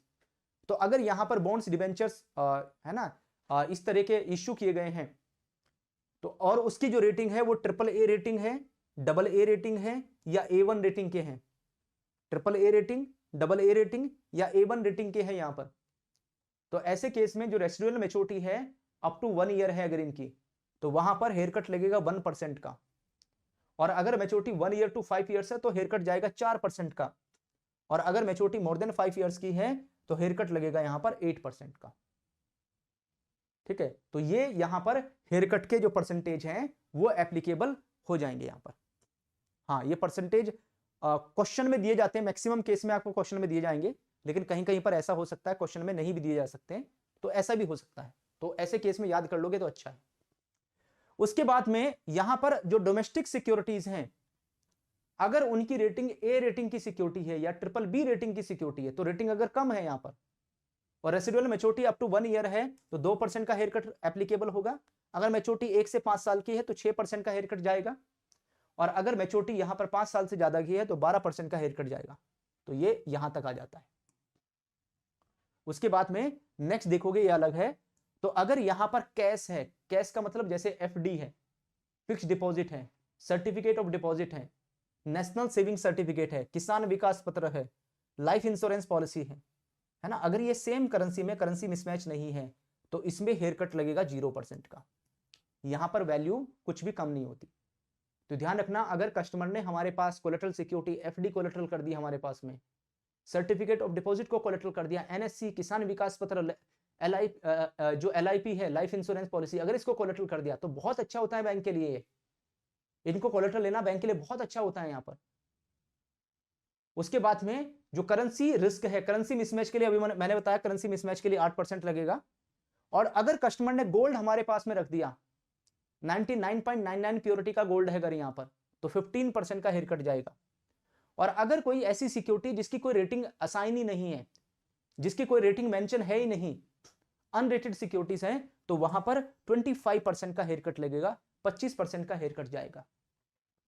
ठीक है, तो ये आप देखेंगे ये हेयर कट के परसेंटेज यहां पर एप्लीकेबल हो जाएंगे। चलो, आज का पहला क्वेश्चन आ गया है, हेयर कट का पहला क्वेश्चन आपके सामने स्क्रीन पर है। तो मैं आपको कई तरह के डिफरेंट टाइप के क्वेश्चंस कराने वाला हूं। सबसे पहले आप कोशिश करो यहां पर, इसमें these is available information about PQR limited. यहां पर एक कंपनी है जिसका नाम है PQR limited. A loan amount of ₹200 crore has been provided by XYZ bank to PQR limited. तो XYZ बैंक ने किसको यहां पर PQR लिमिटेड को 200 करोड़ का लोन दिया यहां पर, और ये लोन का रीपेमेंट करना है, रीपेबल इन 2 ईयर्स, 2 साल में इस लोन का रीपेमेंट करना है। जो PQR लिमिटेड है उसकी जो रेटिंग है वो BBB रेटिंग की कंपनी है ये। एंड जो PQR लिमिटेड है provided ₹200 crore collateral in the form of RBI relief bond. तो RBI रिलीफ बॉन्ड है यहां पर कोलेट्रल सिक्योरिटी के तौर पर, और उसकी जो मैच्योरिटी है वो यहां पर 2 ईयर्स की है, 2 साल की मैच्योरिटी है। अच्छा, लोन की मैच्योरिटी और सिक्योरिटी की मैच्योरिटी सेम है, मैच्योरिटी मिसमैच नहीं है। मैच्योरिटी मिसमैच आगे चल के बात करेंगे कि अगर मैच्योरिटी मिसमैच हो जाए तो उस केस में क्या होगा। उसके बाद में जो रिस्क वेट है of loan is BBB rated borrower, that is 150%, है ना। जो RWA है, जो हमने बेसल वाले चैप्टर में बात की थी, रिस्क वेटेड एसेट्स, 150% का जाएगा BBB रेटेड बोरोवर के लिए। जो हेयर कट है यहां पर, हेयर कट आपको क्वेश्चन में दिया गया है कि जो RBI रिलीफ बॉन्ड है उसमें हेयर कट आपको 2% का इंप्लीमेंट करना है, 2% का लागू करना है। ओके, एंड क्वेश्चन आपसे पूछा जा रहा है, after adjusting the haircut calculate the value of collateral. Haircut को एडजस्ट करने के बाद में जो कोलेटरल की वैल्यू है वो कितनी होगी यहां पर, 150 करोड़ है, 175 करोड़ है, 196 करोड़ है या 200 करोड़ है, कितनी यहां पर कैलकुलेट होकर आ रही है ना। आफ्टर एडजस्टिंग दी हेयर कट को एडजस्ट करने के बाद में कोलेटरल सिक्योरिटी की वैल्यू कितनी है, यानी यहां पर आपको निकालना है C*, यहां पर जो आपको C* कैलकुलेट करना है। अच्छा, मैं आपको यहां पर वापस लेकर चलता हूं फॉर्मूले में, जो फॉर्मूले वाली सीट है यहां पर लेकर चलता हूं। तो ये जो फॉर्मूला है ना, ये जो फॉर्मूला यहां पर हमने मेंशन किया था, इस फॉर्मूले को हमने दो पार्ट में डिवाइड कर लिया। एक पार्ट तो ये हमने अलग कर लिया यहां पर, और एक पार्ट ये अलग कर लिया। तो सबसे पहले हम क्या करते हैं, सबसे पहले हम निकालते हैं सी स्टार, है ना, ये सी मल्टीप्लाई, स्टार का मतलब यहां multiply, C multiply 1 minus H C minus H F X. तो पहले हम सी स्टार कैलकुलेट करते हैं, उसके बाद में फिर हम ई स्टार निकालते हैं, max 0 E multiply 1 plus H E minus C star. जो सी स्टार यहां कैलकुलेट करेंगे फिर उसको यहां से माइनस कर देंगे। तो इसको हम दो पार्ट में तोड़ लेते हैं यहां पर। तो सबसे पहले हमें क्या क्या कैलकुलेट करना है, सबसे पहले हमें जो कैलकुलेशन करनी है यहां पर, वो किसकी कैलकुलेशन करनी है,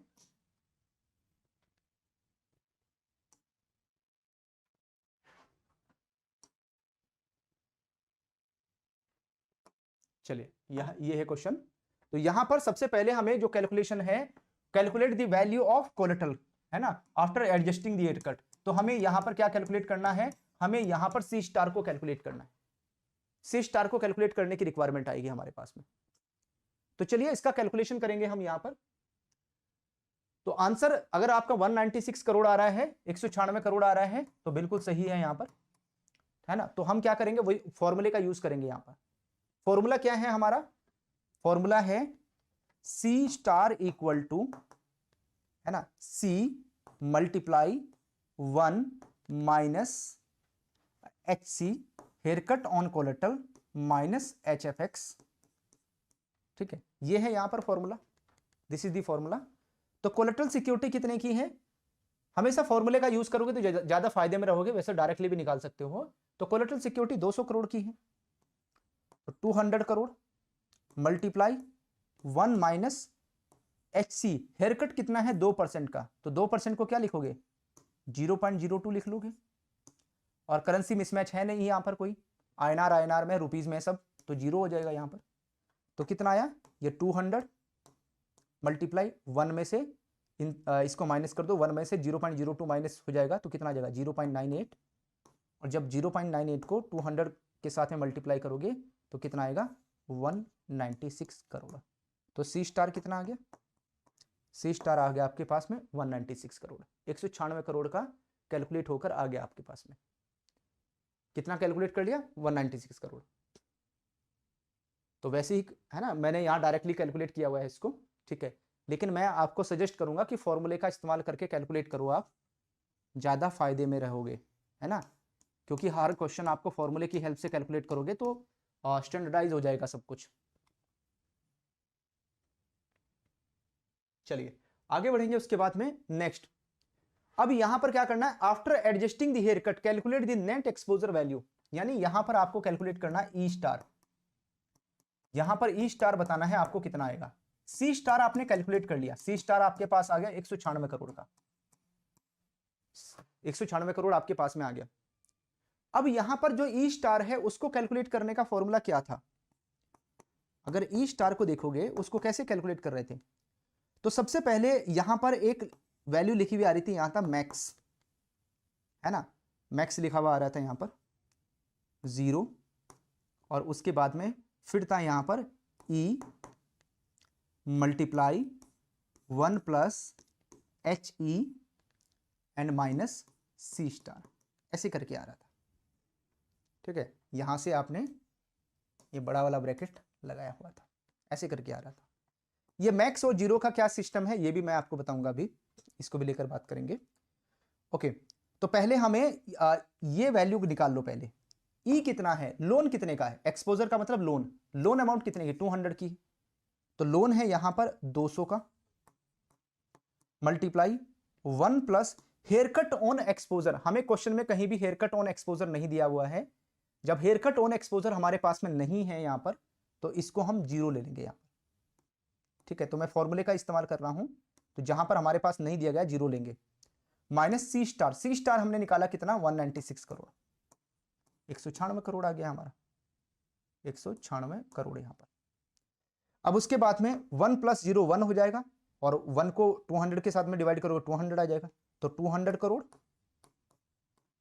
माइनस 196 करोड़। तो यहां पर इसमें से माइनस कीजिए, कितना आया, इसमें से माइनस करोगे तो it will be 4 crore, 4 crore आ जाएगा यहां पर। तो यानी अगर आप देखोगे जो ई स्टार है, ई स्टार कितना आ गया कैलकुलेट होकर, 4 करोड़ आ गया आपके पास में ई स्टार कैलकुलेट होकर। जो ई स्टार है आपने कितना कैलकुलेट कर लिया, 4 करोड़ यहां पर कैलकुलेट कर लिया है। ओके, चलो मैं सॉल्यूशन भी दे देता हूं आपको, ये रहा यहां पर सॉल्यूशन। ठीक है, तो आप इस तरीके से इसको कैलकुलेट कर लेंगे, ई स्टार 0 200 सी आर 1 + 0 196 करोड़ में से 4 करोड़ आ जाएगा। अच्छा, अब मैं यह बता देता हूं आपको, ये फंडा क्या है मैक्स वाला, ये मैक्स वाला फंडा क्या है। देखिए यहां पर ये मैक्स वाला फंडा क्या है कि ये आपका चलता जाएगा आगे आगे आगे ऐसे ही चलता जाएगा यहां पर, फिर लास्ट में, जब लास्ट में आपके पास में, लास्ट में क्या आ जाएगा, लास्ट में आएगा आपके पास में मैक्स 0 और वहां पर आ जाएगा 4 करोड़। तो इन दोनों में से मैक्सिमम वैल्यू कौन सी है, इन दोनों में से बड़ी वैल्यू कौन सी है, इन दोनों में से जो बड़ी वैल्यू होगी वही आपका आंसर होगा। तो इन दोनों में से आप बोलोगे जो बड़ी वैल्यू है वो है 4 करोड़, तो 4 करोड़ ही आपका स्टार होगा, आपका आंसर आ जाएगा। लेकिन बाई चांस अगर मान लेते हैं किसी क्वेश्चन में यहां पर आ गया कि मैक्स 0 और ई स्टार की जो वैल्यू है वो मान लेते हैं यहां पर आ गई -200, तो ऐसे केस में 0 और -200 इन दोनों में से बड़ी वैल्यू कौन सी है, तो इसमें से जो बड़ी वैल्यू है वो 0 है, तो आप यहां पर 0 कंसीडर करेंगे, आप इसको 0 लेंगे, क्योंकि जो ई है एक्सपोजर यहां पर 0 नहीं हो सकता। अगर एक्सपोजर 0 हो गया तो ये फंडा, ये खत्म ही हो जाएगा मामला, फिर तो आपको हेयर कट कैलकुलेट करने की क्या जरूरत, जब आपका लोन ही खत्म हो गया। एक्सपोजर का मतलब क्या है, लोन ही खत्म हो गया, 0 हो गया है ना, माइनस में आ रहा है तो मतलब खत्म ही हो गया यहां पर, तो एक्सपोजर माइनस में नहीं जा सकता, यहां पर exposure can be 0 but it can not be minus, तो यहां पर आप 0 कंसीडर करेंगे। ठीक है, तो इस तरीके से हम यहां पर इसका कैलकुलेशन कर लेंगे। तो आई थिंक ये बातें सभी को क्लियर हुई होंगी, ये बातें आप समझ में आई होंगी। इसका मैं पार्ट 2 आपको नेक्स्ट क्लास में कराने वाला हूं, अगली क्लास में हम इसका पार्ट 2 डिस्कस करेंगे, तो और मैं एक लेवल बढ़ा दूंगा। तो मैं आपको यही बोलूंगा पहले रिवाइज कर लेना इसको, जब आप नेक्स्ट क्लास अटेंड करोगे तो इसको रिवाइज करके जरूर आना, क्योंकि नेक्स्ट क्लास जो पार्ट 2 है आपको तभी समझ में आएगा अगर ये पार्ट 1 आपको आता है, और अगर आप पार्ट 2 देख रहे हैं तो पार्ट 1 पहले देख लो, तब ये पार्ट 2 आपको समझ में आएगा।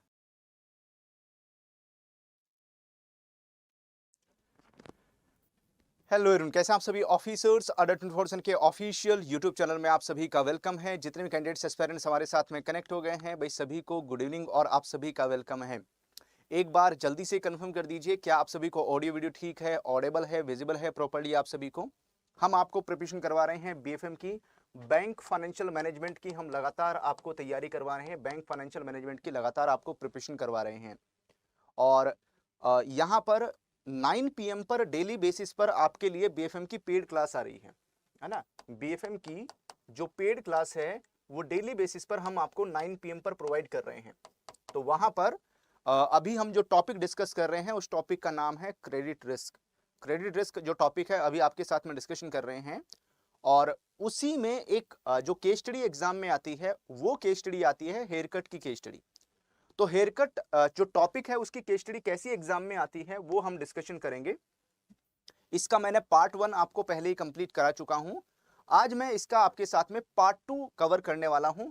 पार्ट 2 में कुछ वेरी इंपॉर्टेंट जो पॉइंट्स हैं वो हम लोग कवर करेंगे, और कुछ नई नई चीजें जो एड ऑन हुई हैं हेयर कट में वो हम यहां पर एड ऑन करने वाले हैं। तो बैंक फाइनेंशियल मैनेजमेंट इस पेपर में टारगेट बना के चलो कि मुझे कम से कम 60+ स्कोर करना है, 60+ नंबर लेकर आने हैं। और 60+ स्कोर आप तभी कर पाएंगे, 4 चीजों के ऊपर बहुत ध्यान देना होगा। सबसे पहले सिलेबस आपका कंप्लीट होना चाहिए, यानी concept is power, concept clarity आपकी बहुत अच्छी होनी चाहिए। दूसरा, ईच एंड एवरी टॉपिक के क्वेश्चंस आपको अटेम्प्ट करने हैं, सो दैट एग्जाम में अगर कोई यहां पर थ्योरिकल क्वेश्चन आता है, शॉर्ट क्वेश्चन आता है, इजी क्वेश्चन आता है तो वो बच के नहीं जाना चाहिए। तीसरा, यहां पर फुल लेंथ मॉक टेस्ट आपको अटेम्प्ट करने पड़ेंगे। एग्जाम बिफोर एग्जाम लगा के जाओ, पहले चेक कर लो कितना स्कोर कर पा रहे हैं आप, ठीक है। उसके बाद में जो फोर्थ है वो है केस स्टडीज की प्रैक्टिस। साथ साथ जो केस स्टडीज की प्रैक्टिस है वो भी आपको जबरदस्त तरीके से करनी है। और यहां पर अभी हम हेयर कट की जो केस स्टडी है उससे रिलेटेड हम आपके साथ में डिस्कस कर रहे हैं, वो आपको करवा रहे हैं। चलिए बढ़ते हैं हम लोग आगे, और सबसे पहले मैं आपको इसका जो फॉर्मूला है वो आपके साथ में शेयर कर देता हूं कि भाई इसका फॉर्मूला क्या है। यहां पर तो मैंने आपको फॉर्मूला बताया था, यहां पर अगर आपने पार्ट 1 देखा हुआ है, अगर आप में से किसी ने पार्ट 1 नहीं देखा तो ऑफिसर अड्डा 24/7 पर यूट्यूब चैनल पर उसका पार्ट 1 का वीडियो है, वो जरूर देख लेना। उसके बाद में पार्ट 2 देखना। पार्ट 1 देखोगे तभी आपको पार्ट 2 समझ में आएगा, ठीक है, क्योंकि बहुत सारी जो बेसिक चीजें हैं मैंने वो आपके साथ में पार्ट 1 में कवर कर ली हैं, ठीक है। ये हमने फॉर्मूले की बात की थी। यहां पर है E equal to max 0 E multiply 1 plus H E minus C, है ना, multiply 1 minus H C minus H F X. It is the complete formula. और इस पूरे फॉर्मूले को हमने दो पार्ट में डिवाइड कर लिया। ये है यहां पर पार्ट 1 फॉर्मूले का, जो है C star equal to C multiply 1 minus H C minus H F X. और यहां पर ई स्टार है, E star equal to max 0 E multiply 1 plus H E minus C star. ये मैक्स और जीरो का क्या फंडा है, ये मैक्स क्या है, जीरो क्या है, ये भी हमने आपके साथ में पार्ट 1 में कवर किया है, वो भी हमने पार्ट 1 में आपको बताया है। तो ई स्टार का मतलब क्या है, ई स्टार का मीनिंग है exposure value after risk mitigation. Risk को माइनस करने के बाद में, रिस्क को मिटिगेट करने के बाद में एक्सपोजर की वैल्यू कितनी बचती है यहां पर।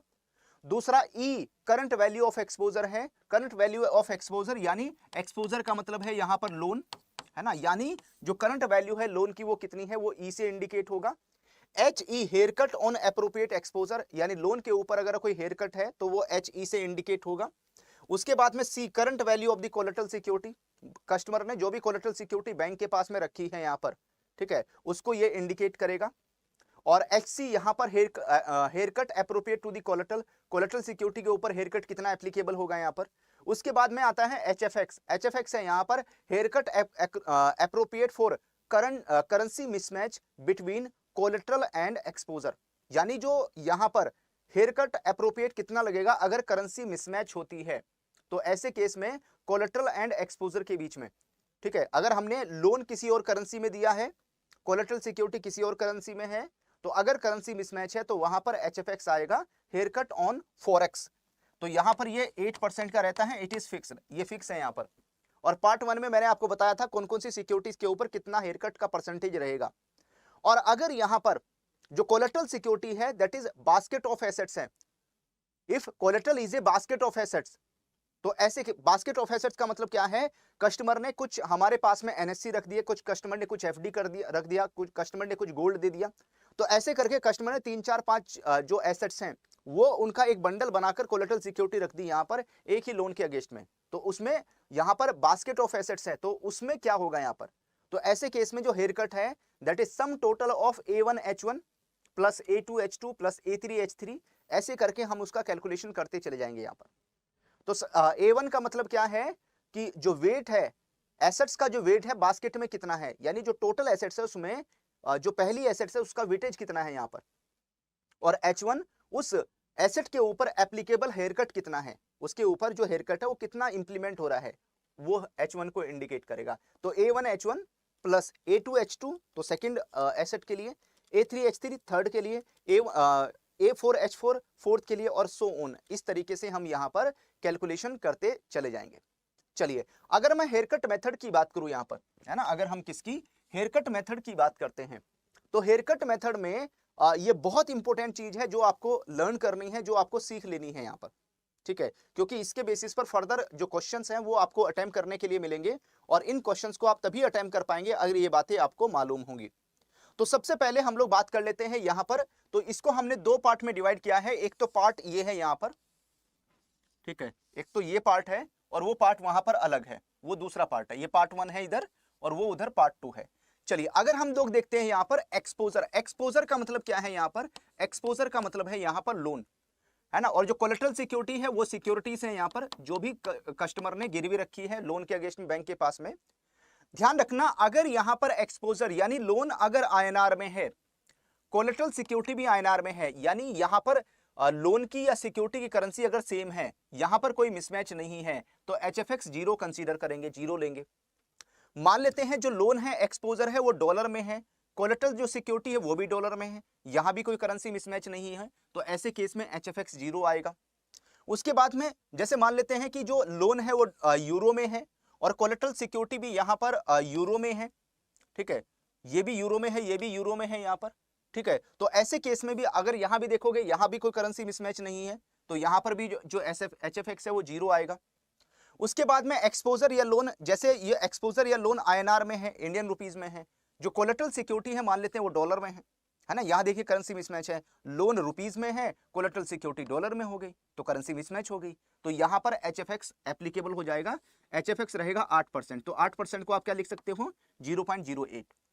कैसे यूज करना है, कैसे इस्तेमाल करना है, वो मैं आपको बताने वाला हूं यहां पर। तो उसके बाद में अगर मान लेते हैं जो लोन है वो डॉलर में है ना, जो लोन है वो डॉलर में है, एंड जो INR जो यहां पर कोलेटरल सिक्योरिटी वो INR में है ना। अगर जैसे उल्टा है, लोन यहां पर डॉलर में ले लिया और सिक्योरिटी उसने INR में रख दी, इंडियन रुपीज में रख दी, तो ऐसे केस में भी सेम वही है ना। इसका जो परसेंटेज है वो फिक्स है, अगर करेंसी मिसमैच होता है तो ये 8% है और कोई चेंज नहीं होगा, कोई बदलाव नहीं है इसमें। मान लेते हैं कोलेटरल सिक्योरिटी डॉलर में है और जो लोन है वो डॉलर में है, कोलेटरल सिक्योरिटी यूरो में रख दी, तो यहां पर भी देखोगे आप, यहां पर क्या है, यहां भी करेंसी मिसमैच है, तो उसमें भी ये 8% एप्लीकेबल होगा, 8% लागू होगा यहां पर, है ना। इसमें कोई चेंज नहीं है, इसमें कोई बदलाव नहीं होगा। तो ये था पहला पार्ट। तो HFX का यूज आप कैसे करोगे यहां पर, है ना, जो यहां पर HFX है उसका इस्तेमाल आप कैसे करोगे, तो इस तरीके से यूज होगा। तो जहां पर करेंसी मिसमैच होगा सिर्फ ये वहीं पर एक्टिव होगा।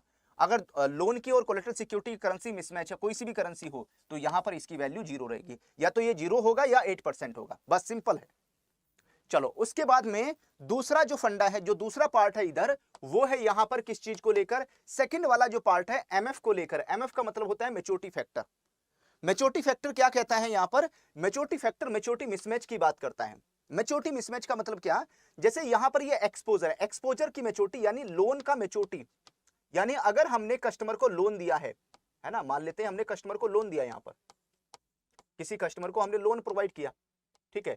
अब किसी कस्टमर को हमने ये लोन दिया है यहां पर, ठीक है, मान लेते हैं कस्टमर को हमने लोन दिया 6 ईयर के लिए, 6 साल के लिए हमने लोन दिया, है ना, 6 साल के लिए लोन दिया, 6 साल में ये लोन हमारे पास वापस आएगा। और वहीं पर कोलेटरल, कस्टमर ने जो कोलेटरल सिक्योरिटी बैंक के पास में रखी, वो उसका जो मैच्योरिटी पीरियड है वो भी 6 साल का है, यानी वो कोलेटरल सिक्योरिटी की मैच्योरिटी पीरियड भी यहां पर 6 ईयर का है। तो मैच्योरिटी, अगर यहां पर मैच्योरिटी मिसमैच नहीं है, सेम मैच्योरिटी, लोन की मैच्योरिटी भी 6 साल, है ना, कोलेटरल सिक्योरिटी की मैच्योरिटी भी 6 साल, तो ऐसे केस में जो MF है, मैच्योरिटी फैक्टर है, वो 1 हो जाता है। अभी तक जो क्वेश्चन आपने सोल्व किए होंगे, तो वहां पर आपने मैच्योरिटी फैक्टर का नाम नहीं सुना होगा। क्यों नहीं सुना होगा, क्योंकि जितने क्वेश्चन आपने सोल्व किए हैं वहां पर लोन का मैच्योरिटी पीरियड भी वही है और कोलेटरल सिक्योरिटी का मैच्योरिटी पीरियड भी वही है, वहां पर मैच्योरिटी मिसमैच नहीं था, इसलिए MF का रोल अभी तक नहीं आया था। हम 1 से मल्टीप्लाई करेंगे, तो जब आप 1 से मल्टीप्लाई करते हैं तो सेम वही वैल्यू आ जाती है, इसलिए वहां पर जहां पर जो मैच्योरिटी मिसमैच नहीं होता, तो वहां पर MF को लिखते ही नहीं, यूज ही नहीं करते हैं, ठीक है। करने को चाहो कर सकते हो, क्योंकि 1 से मल्टीप्लाई करेगा तो 1 से मल्टीप्लाई करोगे, सेम वही वैल्यू आ जाएगी। उसके बाद में ध्यान रखना, अगर लोन का मैच्योरिटी पीरियड 3 साल का है ना, ये 2 साल भी हो सकता है, 3 साल भी हो सकता है, 4 साल भी हो सकता है, 5 साल भी हो सकता है। ये जो नंबर्स मैंने लिए हैं ये एग्जाम्पल के तौर पर है, दीज आर नॉट फिक्स, ये फिक्स नहीं है, ये एग्जाम्पल के तौर पर लिए हैं, ठीक है। ये 3 साल हो सकता है, 5 साल हो सकता है, 7 साल हो सकता है, 10 साल का लोन है, 10 साल की मैच्योरिटी, है ना, कुछ भी हो सकता है यहाँ पर, ठीक है। तो वो आपको अपने हिसाब से, आपको क्वेश्चन के हिसाब से एडजस्ट कर लेना है। मान लेते हैं एग्जाम्पल के तौर पर लोन 3 साल के दिया है और जो कोलेटरल सिक्योरिटी है उसकी जो मैच्योरिटी पीरियड है वो 6 मंथ का है, 6 महीने का है यहाँ पर। तो ऐसे केस में क्या होगा, तो भाई ध्यान रखना, अगर मैच्योरिटी है ना, जो कोलेटरल सिक्योरिटी है, अगर उसका maturity period less than 1 year है, कोलेटरल सिक्योरिटी का मैच्योरिटी पीरियड 1 साल से कम का है, तो भाई ऐसे केस में जो MF है उसको यहां पर जीरो कंसीडर किया जाएगा। मैच्योरिटी फैक्टर क्या होगा, जीरो हो जाएगा। यहां पर कोलेटरल सिक्योरिटी की कोई वैल्यू कंसीडर नहीं होती अगर उसका maturity period less than 1 year है, 1 साल से कम का है। ओके, चलो, तो ये दो बातें तो आपको जीरो समझ में आ गई, 1001 1001। जीरो कब है, अगर मैच्योरिटी जो कोलेटरल सिक्योरिटी उसका मैच्योरिटी 12 महीने से कम का है, लेस देन 1 ईयर है, तो जीरो होगा। और अगर कोई मैच्योरिटी मिसमैच नहीं है, लोन की मैच्योरिटी पीरियड भी वही है और कोलेटरल सिक्योरिटी का मैच्योरिटी पीरियड है, तो ऐसे केस में 1 आएगा। उसके बाद में दूसरा एक और फंडा आता है यहां पर, और वो क्या है, वो है कि भाई अगर जो MF है वो कब ट्रिगर होगा, यहां पर MF का इस्तेमाल आप कब करेंगे यहां पर, तो MF आपका तब ट्रिगर होगा अगर यहां पर मैच्योरिटी मिसमैच हो रही है। मान लेते हैं लोन का मैच्योरिटी पीरियड 5 साल के लिए, 5 इयर्स के लिए है। लोन कस्टमर को दिया 5 साल के लिए और कस्टमर ने बैंक के पास जो कोलेटरल सिक्योरिटी रखी है वो मैच्योर हो रही है 4 इयर्स में, 4 साल में मैच्योर हो जाएगी यहां पर। तो भाई ऐसे केस में एमएफ बताओ कैलकुलेट होकर कितना आएगा, है ना, मैच्योरिटी फैक्टर बताइए कितना होगा। तो एज पर दी फॉर्मूला हम इसको कैलकुलेट कर लेंगे, फॉर्मूला अभी मैं दिखा दूंगा आपको। उसके बाद में अगर इसका उल्टा हो, है ना, जैसे मान लेते हैं जो लोन है कस्टमर को 4 साल के लिए दिया, कस्टमर को जो लोन है 4 इयर्स के लिए 4 साल के दिया, और जो कोलेटरल सिक्योरिटी है, जो है ना कोलेटरल सिक्योरिटी जो मैच्योर हो रही है वो 5 साल में मैच्योर हो रही है, वो 5 इयर्स में मैच्योर होगा यहां पर। तो ऐसे केस में जो एमएफ है वो एज पर दी फॉर्मूला, है ना, एज पर दी फॉर्मूला यहां पर कैलकुलेट होगा, फॉर्मूले के हिसाब से यहां पर कैलकुलेशन होकर आ जाएगी। चलिए तो कैलकुलेशन कर लेते हैं हम, यहां पर फॉर्मूला देख लेते हैं सबसे पहले। तो दिस इज द फॉर्मूला जो आपके सामने स्क्रीन पर आया है, maturity factor MF equal to small T minus 0.25 divided by capital T minus 0.25। जो स्मॉल टी है वो कोलेटरल, जो भी कोलेटरल सिक्योरिटी है उसकी मैच्योरिटी को इंडिकेट करेगा, और जो कैपिटल टी है वो जो भी एक्सपोजर है यानी लोन उसकी मैच्योरिटी को इंडिकेट करेगा। तो चलो मुझे जल्दी जल्दी कैलकुलेट करके बता दो, है ना। इसको मैं नाम दे देता हूं यहां पर ए, है ना। ए का बताओ एमएफ कितना है और बी का बताओ एमएफ कितना है। तो इसको मैंने बी नाम दे दिया, इसको नाम दे दिया ए, है ना। इसको कैलकुलेट कीजिए फटाफट फटाफट। तो सिंपल है एमएफ कैलकुलेट करने के लिए। तो यहां पर अगर आप देखोगे जो कोलेटरल सिक्योरिटी है, कोलेटरल का मैच्योरिटी पीरियड स्मॉल टी है, तो ऊपर स्मॉल टी आएगा, तो यहां पर 4 है तो 4 माइनस 0.25 आ जाएगा, है ना, 4 माइनस 0.25 और डिवाइडेड बाय 5 माइनस 0.25। दोनों को डिवाइड कर लो आपस में, कितना आ रहा है। चलो मैं भी आपके साथ साथ कैलकुलेट करता हूं, तो आप भी फटाफट फटाफट कैलकुलेशन करते जाइए। तो यहां पर हमने क्या किया भाई, ये हमारा 4 में से 0.25 चला जाएगा, तो ये बचेगा 3.75, 3.75 आ जाएगा।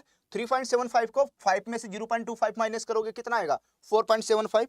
तो 4.75 कितनी वैल्यू आई, तो ये आ गया जो एमएफ यहां पर कैलकुलेट होकर आ रहा है। मैच कर लेना, मैच कर रहा क्या, ठीक है, 0.789। तो एमएफ कितना हो जाएगा, 0.789, यहां पर ये कैलकुलेट होकर आएगा 0.789। तो इसका बी का भी बताऊं, यहां पर जो सेकंड वाला पॉइंट है इसका मैच्योरिटी फैक्टर कितना होगा। तो भाई यहां पर भी हम सेम तरीके से कैलकुलेट कर लेंगे। तो यहां पर 5 माइनस 0.25 आ जाएगा, डिवाइड करेंगे 4 माइनस 0.25, क्योंकि स्मॉल टी की वैल्यू 5 है, 5 माइनस 0.25, और जो कैपिटल टी है उसकी वैल्यू 4 है, 4 माइनस 0.25। तो यहां पर कितना आएगा, चलो इसको कैलकुलेट कर लेते हैं। तो ये 1 से ज्यादा आना चाहिए, तो 4.75, 4.75, क्योंकि 5 में से 0.25 को डिवाइड करोगे 4.75 बचेगा, और नीचे 4 में से इसको माइनस करोगे तो ये 3.75, 3.75। तो इसकी वैल्यू आ जाएगी यहां पर 1. है ना 267, है ना, इसकी वैल्यू कितनी आ जाएगी 1.267। यहां पर जो वैल्यू है वो कैलकुलेट होकर आ जाएगी। तो इस तरीके से हम यहां पर जो मैच्योरिटी फैक्टर है उसको कैलकुलेट कर लेंगे। चलो क्वेश्चन की तरफ बढ़ते हैं, हम लोग क्वेश्चन सॉल्व करना शुरू करेंगे, ठीक है। फॉर्मूले वही हैं, एक तो ये चीजें आपको ध्यान रखनी है, फॉर्मूला ध्यान रखना है, C star equal to C multiply 1 minus H C minus H F X, और मल्टीप्लाई करेंगे तो एमएफ कहां मल्टीप्लाई होगा, एमएफ यहां पर मल्टीप्लाई होगा। मैच्योरिटी फैक्टर को आप यहां पर मल्टीप्लाई करोगे जब सी स्टार निकाल रहे होंगे, तो C multiply 1 minus H C minus H F X, इसके साथ में एमएफ को मल्टीप्लाई करेंगे। फिर यहां पर ई स्टार कैलकुलेट करेंगे, max 0 E multiply 1 plus H E minus जो सी स्टार आप यहां कैलकुलेट करेंगे उसको यहां से माइनस कर देंगे, तो आपके पास में ई स्टार आ जाएगा। चलिए क्वेश्चन का सिलसिला स्टार्ट करते हैं। तो पहला क्वेश्चन आपके सामने स्क्रीन पर आया है, N exposure of rupees 100 lakh is backed by lien on fixed deposit of rupees 30 lakh. There is no maturity mismatch. तो इसने पहले ही बोल दिया कि यहां पर कोई मैच्योरिटी मिसमैच नहीं है, है ना, मैच्योरिटी मिसमैच नहीं है, तो इट मींस जो एमएफ है वो कितना होगा 1 होगा, अगर मैच्योरिटी मिसमैच नहीं है तो। Calculate net exposure for the capital adequacy, है ना, आपको क्या करना, नेट एक्सपोजर कैलकुलेट करना है। नेट एक्सपोजर कैलकुलेट करने का मतलब है कि यहां पर भाई जो नेट एक्सपोजर कैलकुलेट करने का मतलब है कि यहां पर आपको ई स्टार कैलकुलेट करके बताना है। अब अगर आपको ई स्टार कैलकुलेट करना है तो आपको पहले सी स्टार कैलकुलेट करना पड़ेगा, है ना, आपको क्या करना पड़ेगा, पहले सी स्टार कैलकुलेट करना पड़ेगा। और सी स्टार क्या है, सी स्टार, ये स्टार का मतलब है यहाँ पर मल्टीप्लाई, तो C star multiply 1 minus H C minus H F X आ जाएगा यहाँ पर, है ना। तो सी स्टार को कैलकुलेट कर लेते हैं पहले।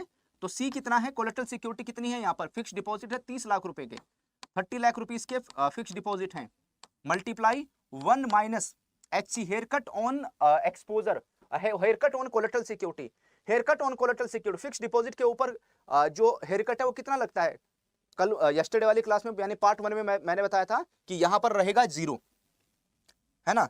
तो यहां पर कितना आएगा, 0 आएगा, यहां पर 0 आ जाएगा कैलकुलेट होकर। उसके बाद में फिर दूसरा आप देखोगे यहां पर जो HFX है, कोई करेंसी मिसमैच नहीं है, ये भी रुपये में है, लोन भी रुपये में है, कोलेटरल सिक्योरिटी भी रुपये में है, तो करेंसी मिसमैच नहीं, ये भी 0 हो जाएगा। तो कितना आ जाएगा, ये कैलकुलेट होकर यहां पर आपका 30 लाख आ जाएगा, 30 लाख आ जाएगा, कैलकुलेट होगा। इसी के बेसिस पर आप कैलकुलेट करोगे क्या, ई स्टार को कैलकुलेट करोगे। तो यहां पर ई स्टार को कैलकुलेट करने के लिए ई मतलब यहां पर लोन की वैल्यू, लोन कितने का है, तो इसको लिख लेते हैं हम 1 प्लस एच सी माइनस, इसको पूरा कैलकुलेट करके माइनस सी स्टार, है ना। तो भाई यहां पर ई कितना है, ई है हमारा यानी लोन 100 लाख रुपए का लोन है, यानी 1 करोड़ का लोन है, 100 lakh, 1 plus H E haircut on exposure कहीं नहीं दिया गया तो 0 लेंगे, माइनस सी स्टार कितना आ गया, 30 लाख आ गया, तो 30 लाख यहां पर माइनस कर देंगे, 30 लाख माइनस कर देंगे, तो 1 प्लस 0 1 होगा और मल्टीप्लाई होकर सेम वैल्यू आ जाएगी। तो 100 लाख में से 30 लाख माइनस हुआ, कितना आ गया, 70 लाख। तो यहां पर 70 लाख इज दी आंसर, जो 70 लाख है वो हमारा करेक्ट आंसर आ जाएगा यहां पर कैलकुलेट होकर। तो इस तरीके से हम यहां पर इसका जो कैलकुलेशन है वो कर लेंगे। चलिए, ये तो आसान क्वेश्चन था। अब देख लेते हैं जो एमएफ जहां पर एप्लीकेबल होता है ना, एमएफ कैसे इंप्लीमेंट करेंगे, जो मैच्योरिटी फैक्टर है वो कैसे इंप्लीमेंट होगा। तो चलिए उसको कैलकुलेशन कर लेते हैं, इस क्वेश्चन में इंप्लीमेंट होगा यहां पर। N exposure of rupees 100 lakh is backed by financial collateral of A plus debt security of rupees 30 lakh issued by others. The tenure of exposure is 3 years, जो एक्सपोजर का टेन्योर है वो 3 साल का है। एंड अगर आप देखोगे जो रेसिडुअल मैच्योरिटी है of the financial collateral that is 2 year, जो यहां पर रेसिडुअल मैच्योरिटी है किसकी, फाइनेंशियल कोलेटरल की, वो 2 साल की है, 2 इयर्स की है, और जो एक्सपोजर है उसका लोन 3 साल के लिए, कोलेटरल सिक्योरिटी 2 साल के लिए। अब देखो यहां पर लोन 3 साल, सिक्योरिटी 2 साल की, तो मैच्योरिटी जो मैच्योरिटी पीरियड वो मिसमैच हो रहा है यहां पर। अब यहां पर एमएफ जो है वो एक्टिवेट हो जाएगा। अब एमएफ आपको कैलकुलेट करना पड़ेगा, और आपको शुरू में ही क्या कैलकुलेट करवा रहा है, कैलकुलेट नेट एक्सपोजर, यानी शुरू में ही आपको ई स्टार कैलकुलेट करने के लिए बोल रहा है यहां पर कि बताओ जो ई स्टार है यानी नेट एक्सपोजर है वो कितना आएगा कैलकुलेट होकर। तो पहले तो आप क्या करेंगे, पहले तो आप एमएफ कैलकुलेट करोगे, मैच्योरिटी फैक्टर को कैलकुलेट करेंगे। तो मैच्योरिटी फैक्टर को कैलकुलेट करने के लिए जब आप फॉर्मूले का यूज करेंगे, ठीक है, तो वही फॉर्मूला यूज करेंगे, small T minus 0.25 divided by capital T minus 0.25, है ना। तो यहां पर C star multiply 1 minus H C minus H F X, और यहां पर जो एमएफ है वो मल्टीप्लाई हो जाएगा।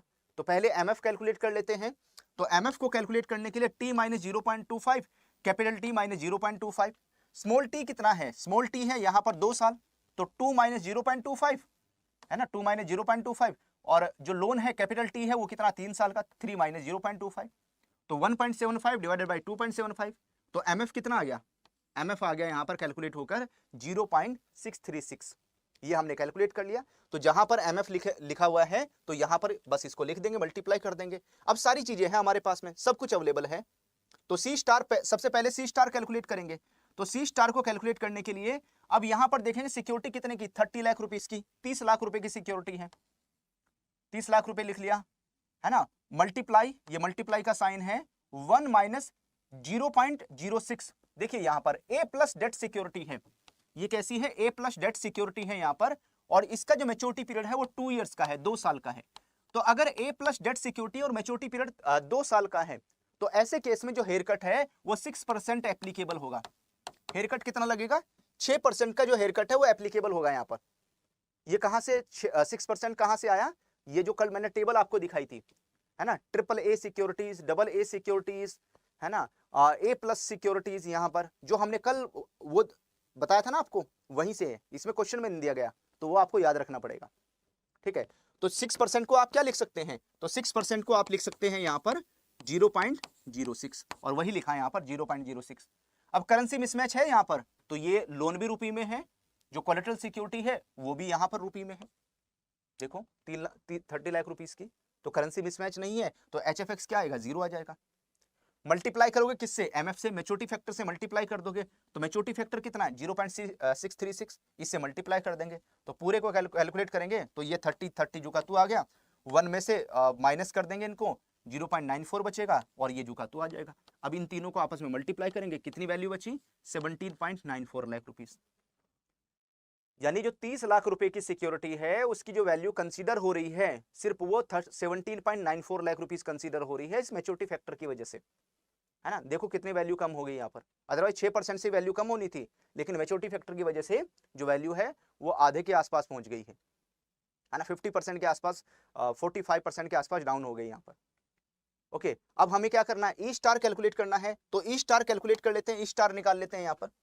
तो ई स्टार कैलकुलेट करने के लिए हमें क्या करना पड़ेगा यहाँ पर, तो ई स्टार कैलकुलेट करने के लिए जो फॉर्मूला है वो सेम फॉर्मूला वही यूज करेंगे, ई स्टार मैक्स 0, है ना। लोन कितने का है, अगर हम ई की बात करते हैं तो ई कितना है हमारा 100 लाख है, लोन यहाँ पर 100 लाख का, 1 plus HE, haircut on exposure हमें नहीं दिया गया है, तो 100 लाख प्लस 1 प्लस जो HE कितना है, HE हमारा 0 आ जाएगा क्योंकि नहीं दिया गया है, और सी स्टार कितना है, सी स्टार हमने कैलकुलेट कर लिया, माइनस कर दो यहाँ पर। तो जब इसकी वैल्यू निकालेंगे तो यहाँ पर मैक्स 0, और इसको जब आपस में हम सॉल्व करेंगे तो 100 लाख में से 17.94 लाख रुपीस माइनस कर दो, क्योंकि 1 प्लस 0 1 ही हो जाएगा, 1 से मल्टीप्लाई करोगे सेम वैल्यू आ जाएगी, तो 100 लाख माइनस 17.94 लाख हो जाएगा यहाँ पर, तो 82.06 लाख आएगा यहाँ पर, है ना। तो कितना बचा यहाँ पर, तो ई स्टार की जो वैल्यू है वो कैलकुलेट होकर आ गई 82.06 लाख। तो ई स्टार हमें कैलकुलेट करना था, कितना आ गया हमारे पास में 82.06 लाख यहाँ पर आ गया है, ठीक है। तो ये था इस जो हेयर कट है वहां पर अगर आप मैच्योरिटी फैक्टर का इस्तेमाल करते हैं, मैच्योरिटी फैक्टर का यूज करते हैं, तो किस तरीके से जो क्वेश्चन है वो यहां पर आ सकता है, किस तरह का क्वेश्चन बनेगा, तो वो आपके सामने स्क्रीन पर है। तो अगर मैच्योरिटी फैक्टर लगाकर आपको कैलकुलेट करना है, सी स्टार कैलकुलेट करोगे, ई स्टार कैलकुलेट करोगे, नेट एक्सपोजर कैलकुलेट करेंगे, एंड जो कोलेटरल सिक्योरिटी की वैल्यू आफ्टर एडजस्टिंग दी हेयर कट कैलकुलेट करोगे, तो इस तरीके से यहां पर कैलकुलेशन होगा। तो 2-3 बार प्रैक्टिस कर लेना, वीडियो को लाइक करके जरूर रख लेना, सो दैट सारे क्वेश्चन आपके अकाउंट में सेव हो जाएं, जब भी आप इनकी प्रैक्टिस करना चाहें प्रैक्टिस के लिए आपके पास अवेलेबल रहें, है ना। कुछ और पार्ट बचा हुआ है, तो एक और पार्ट मैं आपके लिए लेकर आने वाला हूं, इसका पार्ट 3, तो पार्ट 3 भी हम आपके लिए लेकर आएंगे, है ना। उसमें मैं आपको ये जो HE है ना, haircut on exposure, haircut on exposure वाला क्वेश्चन भी करवाऊंगा आपको, ठीक है। और 2-3 एडवांस लेवल की केस स्टडी मुझे आपको करवानी है, सो दैट कोई सा भी क्वेश्चन एग्जाम में आ जाए आपके पास एबिलिटी होनी चाहिए उस क्वेश्चन को सोल्व करने की।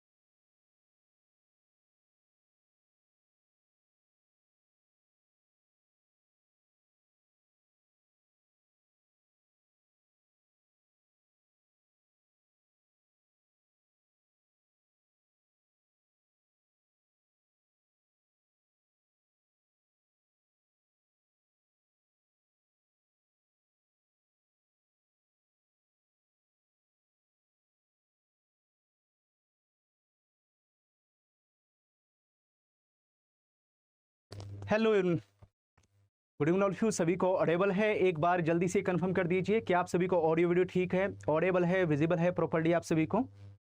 चलिए, आज हम हेयर कट वाला जो कॉन्सेप्ट है वो पूरा कर लेंगे। तो मैंने आपको हेयर कट का पार्ट 1 कंप्लीट करा दिया है, पार्ट 2 आपको कंप्लीट करा दिया है। आज हम पार्ट 3 कंप्लीट करेंगे और पार्ट 3 में जो क्वेश्चंस हैं वो सबसे टफ लेवल के रहने वाले हैं। तो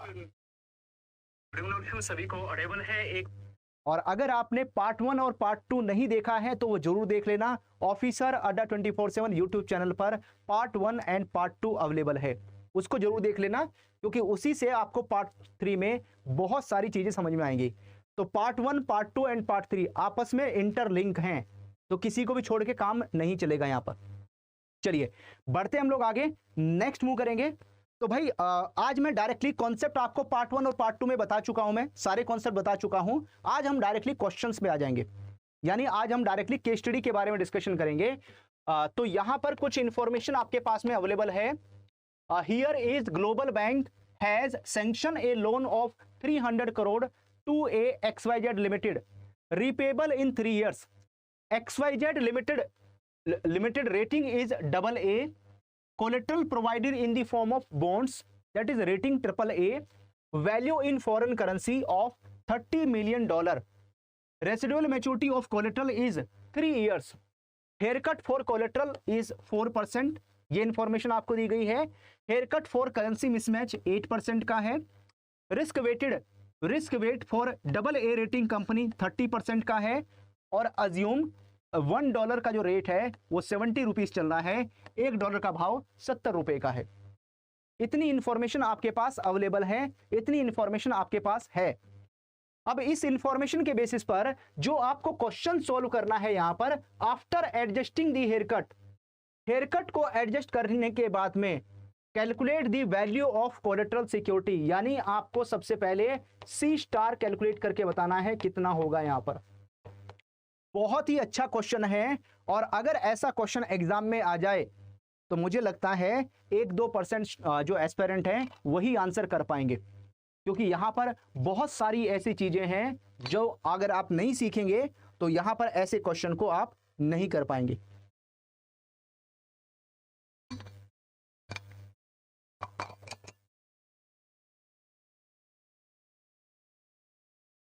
चलिए स्टार्ट करते हैं सोल्व करना। तो इस क्वेश्चन को सोल्व करना शुरू करेंगे। तो सबसे पहले after adjusting the haircut calculate the जो वैल्यू है C* की।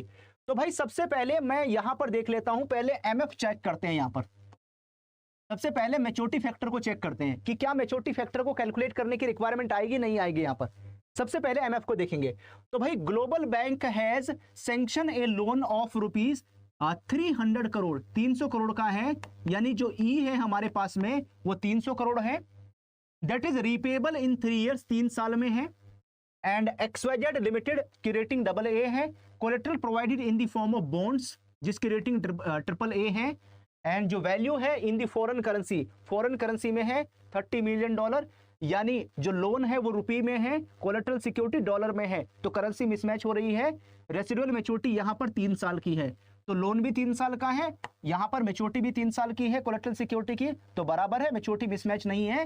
तो MF हमारा यहां पर 1 रहेगा, तो MF हमें कैलकुलेट करने की जरूरत नहीं है। तो एक बात हमारी कम हो गई यहां पर, जो मैंने कल बताया था आपको, है ना, जो मैंने आपको यस्टरडे बताया था यहां पर। चलो उसके बाद में नेक्स्ट मूव करेंगे। अब सबसे पहले हमें करना क्या है इसमें, सबसे पहले हम करेंगे क्या, तो सबसे पहले तो हमें फॉर्मूला लिखना है यहां पर, कौन सा, क्योंकि हमें कैलकुलेशन करना है C*। तो C* equal to C multiply 1 - HC - HFX। ठीक है, तो हमें C* कैलकुलेट करना है, कोलेटरल सिक्योरिटी। लेकिन कोलेटरल हमारे पास किसमें है, $30 मिलियन है। तो इसे हमें पहले यहां पर रुपीज में कन्वर्जन करना होगा। तो इसको रुपीज में कन्वर्जन करने के लिए हमें क्या करेंगे, जो कोलेटरल सिक्योरिटी है हमारे पास में वो कितनी है यहां पर 30 मिलियन, और 1 मिलियन में होते हैं 10 लाख। तो 10 लाख से हम 30 को मल्टीप्लाई करेंगे तो कितना आ जाएगा, यहां पर 3 करोड़ आ जाएगा, $3 करोड़। तो इसको अगर हमने करोड़ में कैलकुलेट किया तो कितने हैं, $3 करोड़। और $1 का भाव कितना, $1 का भाव है 70 रुपए। तो रुपए में कन्वर्ट करने के लिए इसको हम क्या करेंगे, 70 से मल्टीप्लाई कर देंगे, 70 से मल्टीप्लाई करेंगे तो ये आ जाएगा 210 करोड़। तो वैल्यू कितनी आ गई, वैल्यू आ गई यहाँ पर 210 करोड़। यानी जो सी है यहाँ पर हमारे पास में जो कोलेटरल सिक्योरिटी है वो 210 करोड़ की है। अब जो सी है वो आपके पास में 210 करोड़ आ गया, मल्टीप्लाई 1 माइनस, अब आपको क्या चाहिए, H C, haircut on collateral. तो कोलेट्रल के ऊपर जो हेयर कट है वो यहां पर 4% का है, 4% को आप लिख सकते हैं 0.04, 4%, 4% को क्या लिखेंगे, 0.04 लिख लेंगे। तो 1 माइनस जो हेयर कट ऑन कोलेट्रल है दैट इज माइनस 0.04। उसके बाद में क्या करेंसी मिसमैच है, बिल्कुल यहां पर करेंसी मिसमैच है, तो यहां पर haircut on currency mismatch भी आएगा, कितना है 8%, तो 8% को लिखेंगे 0.08, तो यहां पर माइनस एच एफ एक्स कितना हो जाएगा, माइनस 0.08, है ना। उसके बाद में अब 1 में से इन दोनों को माइनस कर दो, 1 में से इन दोनों को माइनस करोगे कितना आएगा 0.88, और 210 के साथ में मल्टीप्लाई करना है तो कितना आया 184.8 करोड़। तो यानी जब आपने सी स्टार की वैल्यू कैलकुलेट करी तो सी स्टार की वैल्यू आपके पास में 184.8 करोड़, है ना, 184.8 करोड़ आपके पास में कैलकुलेट होकर आ चुकी है ना। यही आपको इस क्वेश्चन में कैलकुलेट करना था। लेकिन ये क्वेश्चन यहीं पर नहीं रुकता, है ना, ये क्वेश्चन यहीं पर नहीं रुक जाता है। ये क्वेश्चन यहां पर एक और सवाल आपसे पूछता है, और वो क्या है कि बताओ भाई यहां पर after credit risk mitigation calculate the value of net exposure. Net exposure की वैल्यू बताओ, यानी किसकी, जो ई स्टार है उसकी वैल्यू बताओ कैलकुलेट करके कितनी आ रही है। नेट एक्सपोजर का मतलब क्या है, आपसे कैलकुलेट करवा रहा है ई स्टार को, ई स्टार बताओ कैलकुलेट होकर कितना आ रहा है। तो यहां पर आप ई स्टार कैलकुलेट करने वाला फॉर्मूला लगाओगे यहां पर, है ना, सी स्टार पहले ही कैलकुलेट कर चुके हैं आप, ठीक है। सी स्टार कितना आ गया आपके पास में, तो सी स्टार आ गया आपके पास में यहां पर 184.8 करोड़, ये तो आपने पहले ही कैलकुलेट कर लिया सी स्टार। तो अब आपको क्या कैलकुलेट करना है, अब आपको कैलकुलेट करना है ई स्टार। तो ई स्टार यानी नेट एक्सपोजर, ई स्टार का मतलब क्या है, नेट एक्सपोजर। तो max 0 E multiply 1 plus H E minus C star. अब ई कितना है, ई हमारे पास में ये है, this is the E exposure. Haircut on exposure कुछ नहीं है तो इसको हम 0 ले लेंगे यहां पर। सी स्टार की वैल्यू कितनी हमारे पास पहले ही है, तो हम क्या करेंगे यहां पर, तो 300 1 प्लस 0 1 हो जाएगा, 300 में से इसको माइनस कर देंगे यहां पर, है ना। तो 300 ई की जगह कितना आएगा 300, 1 ये जब नहीं दिया गया तो 0 लेंगे, 1 प्लस 0 तो 1 ही हो जाएगा, 1 से मल्टीप्लाई करेंगे सेम वैल्यू आएगी, और 184.8 करोड़। तो जब 300 करोड़ में से 184.8 करोड़ को माइनस करोगे तो कितना आया 115.2 करोड़। अब यहां पर आपसे पूछ रहा है 0 और 115.2 करोड़, इन दोनों में से बड़ी वैल्यू कौन सी है, मैक्स वैल्यू कौन सी है, आप बोलोगे यहां पर बड़ी वैल्यू तो ये है जी 115.2। तो हम जो ई स्टार है वो कितना ले लेंगे, ई स्टार हमारा कैलकुलेट होकर आ जाएगा 115.2 करोड़ यहां पर। तो सेकंड का भी हमने आंसर निकाल लिया, दूसरे का भी हमने आंसर निकाल लिया, ठीक है, इसका भी आंसर निकाल लिया। अब उसके बाद में एक और क्वेश्चन आपसे पूछा इसमें, है ना, एक और क्वेश्चन आपसे पूछा, आपसे पूछा कि भाई आपने सी स्टार कैलकुलेट कर लिया, बहुत अच्छी बात, आपने ई स्टार कैलकुलेट कर लिया, बहुत अच्छी बात है ना। अब आप क्या करो ना, एक काम और कीजिए आप, after the credit risk mitigation on collateral security calculate value of risk wait, यानी रिस्क वेटेड एसेट्स भी कैलकुलेट करके बता दो, है ना, आरडब्ल्यू भी बता दीजिए कैलकुलेट करके।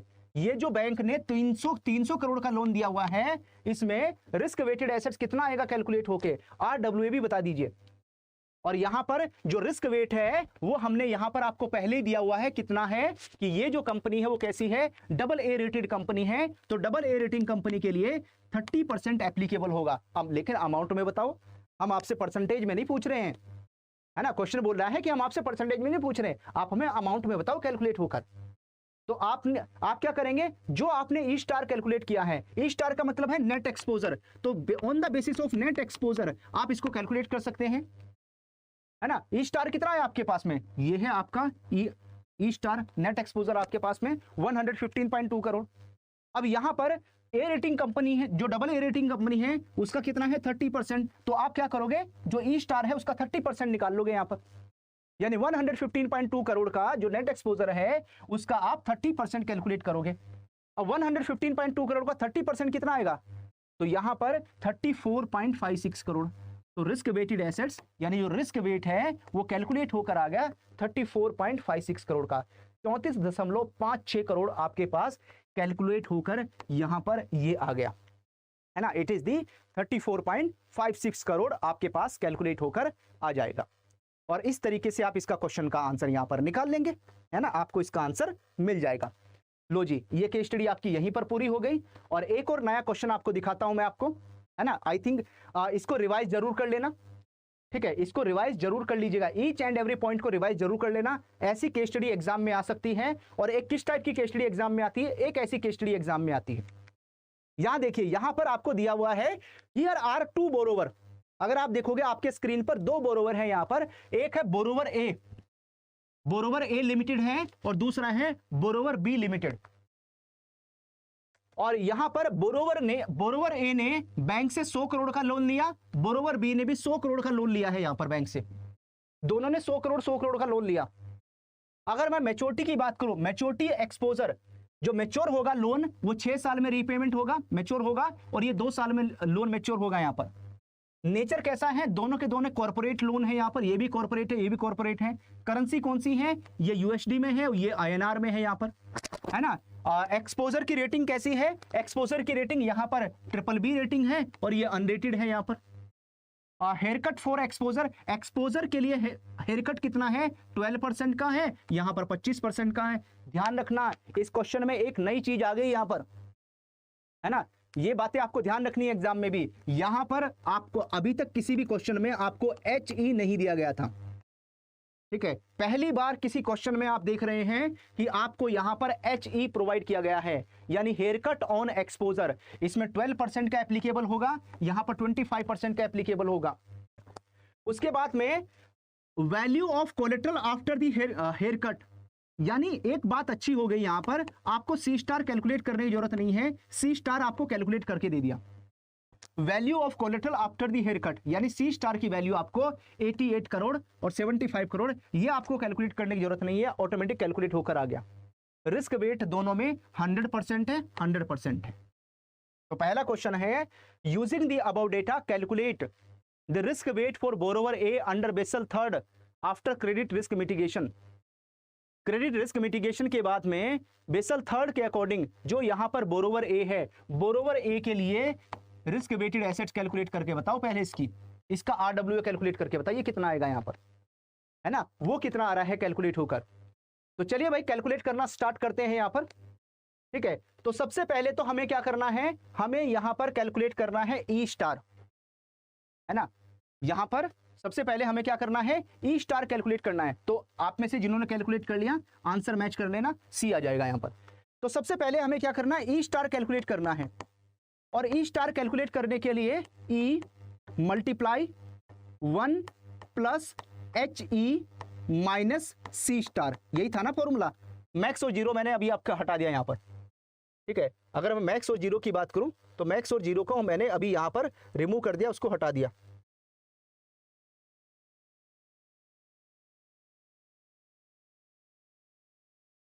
ठीक है, उसको मैंने यहां पर जीरो कर दिया, उसको हटा दिया। अब उसके बाद में देखोगे यहां पर जो E* है, ए के लिए बात कर रहे हैं, इसका एक्सपोजर कितने का है, तो E है यहां पर 100 करोड़ का, 100 करोड़ का है, × 1 + HE haircut on exposure. Haircut on exposure कितना है, 12%। 12% को क्या लिख लोगे, 0.12, कितना लिख लोगे, 0.12। तो यहां पर HE haircut on exposure plus होता है यहां पर, तो 0.12 प्लस कर दोगे, और -C*, C* दे दिया आपको कितना, 88 करोड़ का। अब उसके बाद में यहां पर 100 × तो 1 और 0.12 कितना हो जाएगा, ये हो जाएगा 1.12, है ना। दोनों को आपस में मल्टीप्लाई करेंगे और 88 को माइनस कर देंगे यहां पर, यानी जो C* की वैल्यू है उसको माइनस कर देंगे।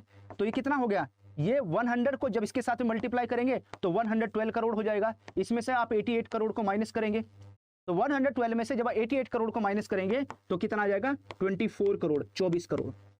और यही आपका आंसर है, यही तो आपको कैलकुलेट करना था, यही आपका आंसर कैलकुलेट होकर आ गया यहां पर।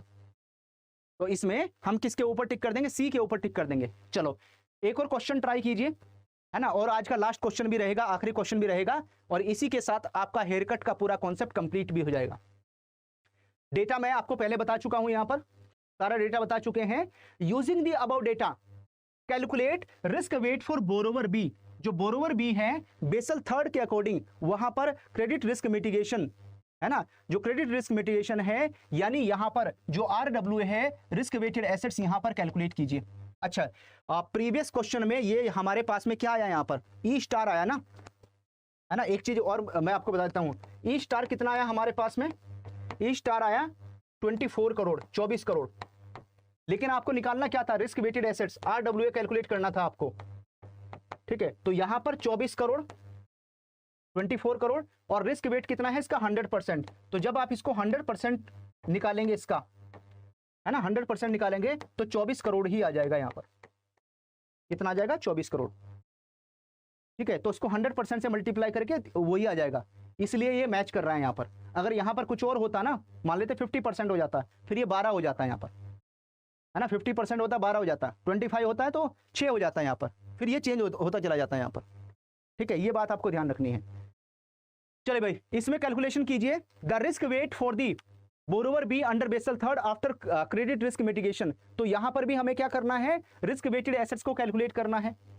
तो यहां पर भी सेम वही चीज इस्तेमाल करेंगे। तो सबसे पहले हम क्या करेंगे, ई स्टार कैलकुलेट करेंगे, ई स्टार को निकालेंगे। तो E star E multiply 1 plus H E minus C star, ये आ जाएगा हमारा। और ई कितना है हमारे पास में, एक्सपोजर कितना है, एक्सपोजर हमारे पास 100 करोड़ का है। उसके बाद में 1 plus haircut on exposure कितना है हमारे पास, 25%। 25% को क्या लिख सकते हैं, 0.25। तो इसको 0.25 लिख लेंगे, तो ये हमारा आ जाएगा कितना, 0.25। उसके बाद में माइनस कर देंगे सी स्टार, सी स्टार हमें दिया गया है कितना, 75 करोड़। तो यहां पर 75 करोड़ हम माइनस कर देंगे इसमें से। ओके, अब इन दोनों को प्लस करेंगे 1.25 और यहां 100, तो 100 मल्टीप्लाई 1.25, उसमें से दोनों को मल्टीप्लाई करके माइनस करेंगे 75 करोड़। ओके, उसके बाद में जब इन आपस में मल्टीप्लाई करोगे कितना आ जाएगा, 125 करोड़, उसमें से माइनस करोगे कितना, 75 करोड़, तो कितना आ जाएगा यहाँ पर 50 करोड़। अब 50 करोड़ क्या है आपका, जो 50 करोड़ है ये आपका ई स्टार है। तो ई स्टार आपके पास आ गया 50 करोड़। अब निकालना क्या है आपको, रिस्क वेटेड एसेट्स। तो 50 करोड़ और यहाँ पर जो रिस्क वेटेड एसेट्स का परसेंटेज कितना है, 100%। तो आप इसको 100% के साथ में मल्टीप्लाई करोगे, तो जब इसका 100% निकालोगे तो RWA कितना आ जाएगा, रिस्क वेटेड एसेट्स आपका 50 करोड़ ही यहां पर कैलकुलेट होकर आ जाएगा। तो इस तरीके से हम इसका यहां पर कैलकुलेशन कर लेंगे। Is it clear to all of you, ये पॉइंट सभी को क्लियर हो रहा है, समझ में आ रहा है, यस और नो, एक बार मुझे कमेंट करके बता दीजिए। इस तरीके से हम हेयर कट वाले क्वेश्चन भी कर लेंगे। तो अगर आपको हेयर कट ऑन एक्सपोजर दिया गया है तो ध्यान रखना, हेयर कट ऑन एक्सपोजर यानी जो HE होता है, HE हमेशा प्लस करेंगे आप, HE को प्लस करेंगे। और अगर हेयर कट ऑन कोलेट्रल है तो इसको आप हमेशा माइनस करोगे। हेयर कट ऑन कोलेट्रल को माइनस करते हैं और हेयर कट ऑन एक्सपोजर को प्लस करते हैं। तो ये बात आपको ध्यान रखनी है, अगर ऐसा क्वेश्चन आया तो इस तरीके से सॉल्व करेंगे। और आप सभी को BFM की जो क्लासेस हैं, BFM की जो पेड क्लासेस हैं वो हम आपको रेगुलर बेसिस पर प्रोवाइड कर रहे हैं 9 PM पर। डेली आप सभी के लिए 9 PM पर BFM की क्लासेस आ रही हैं। इन क्लासेस को डेली जरूर अटेंड कीजिए, बहुत बेनिफिट मिलेगा, बहुत फायदा मिलेगा। अभी फील नहीं होगा, एग्जाम में बहुत आपको मजा आएगा, क्वेश्चन को अटेम्प्ट करने में कोई दिक्कत नहीं होगी। और ये क्लासेस आपको कहां मिलेगी, अगर आपके पास CIB का महापैक 2.0 है तो 9 PM पर डेली बेसिस पर आप जो क्लास है वो ज्वाइन कर सकते हैं। BFM की पेड क्लास डेली प्रोवाइड कर रहे हैं। तो आज हमने क्रेडिट रिस्क के बारे में बात की, कल हम बात करेंगे ऑपरेशनल रिस्क को लेकर। तो अगर आपको ऑपरेशनल रिस्क के बारे में पढ़ना है तो आज ही एनरोलमेंट कर लो CIB के महापैक 2.0 में। कैसे एनरोलमेंट होगा, सिंपल तरीका है बिल्कुल, है ना। इसके लिए सिंपली आप कहां पर विजिट करो, आप सिंपली विजिट कीजिए, गूगल में सर्च कर लो अड्डा 24/7, ये सर्च कर लो, सबसे ऊपर जो लिंक आएगा उसके ऊपर क्लिक कर लीजिए।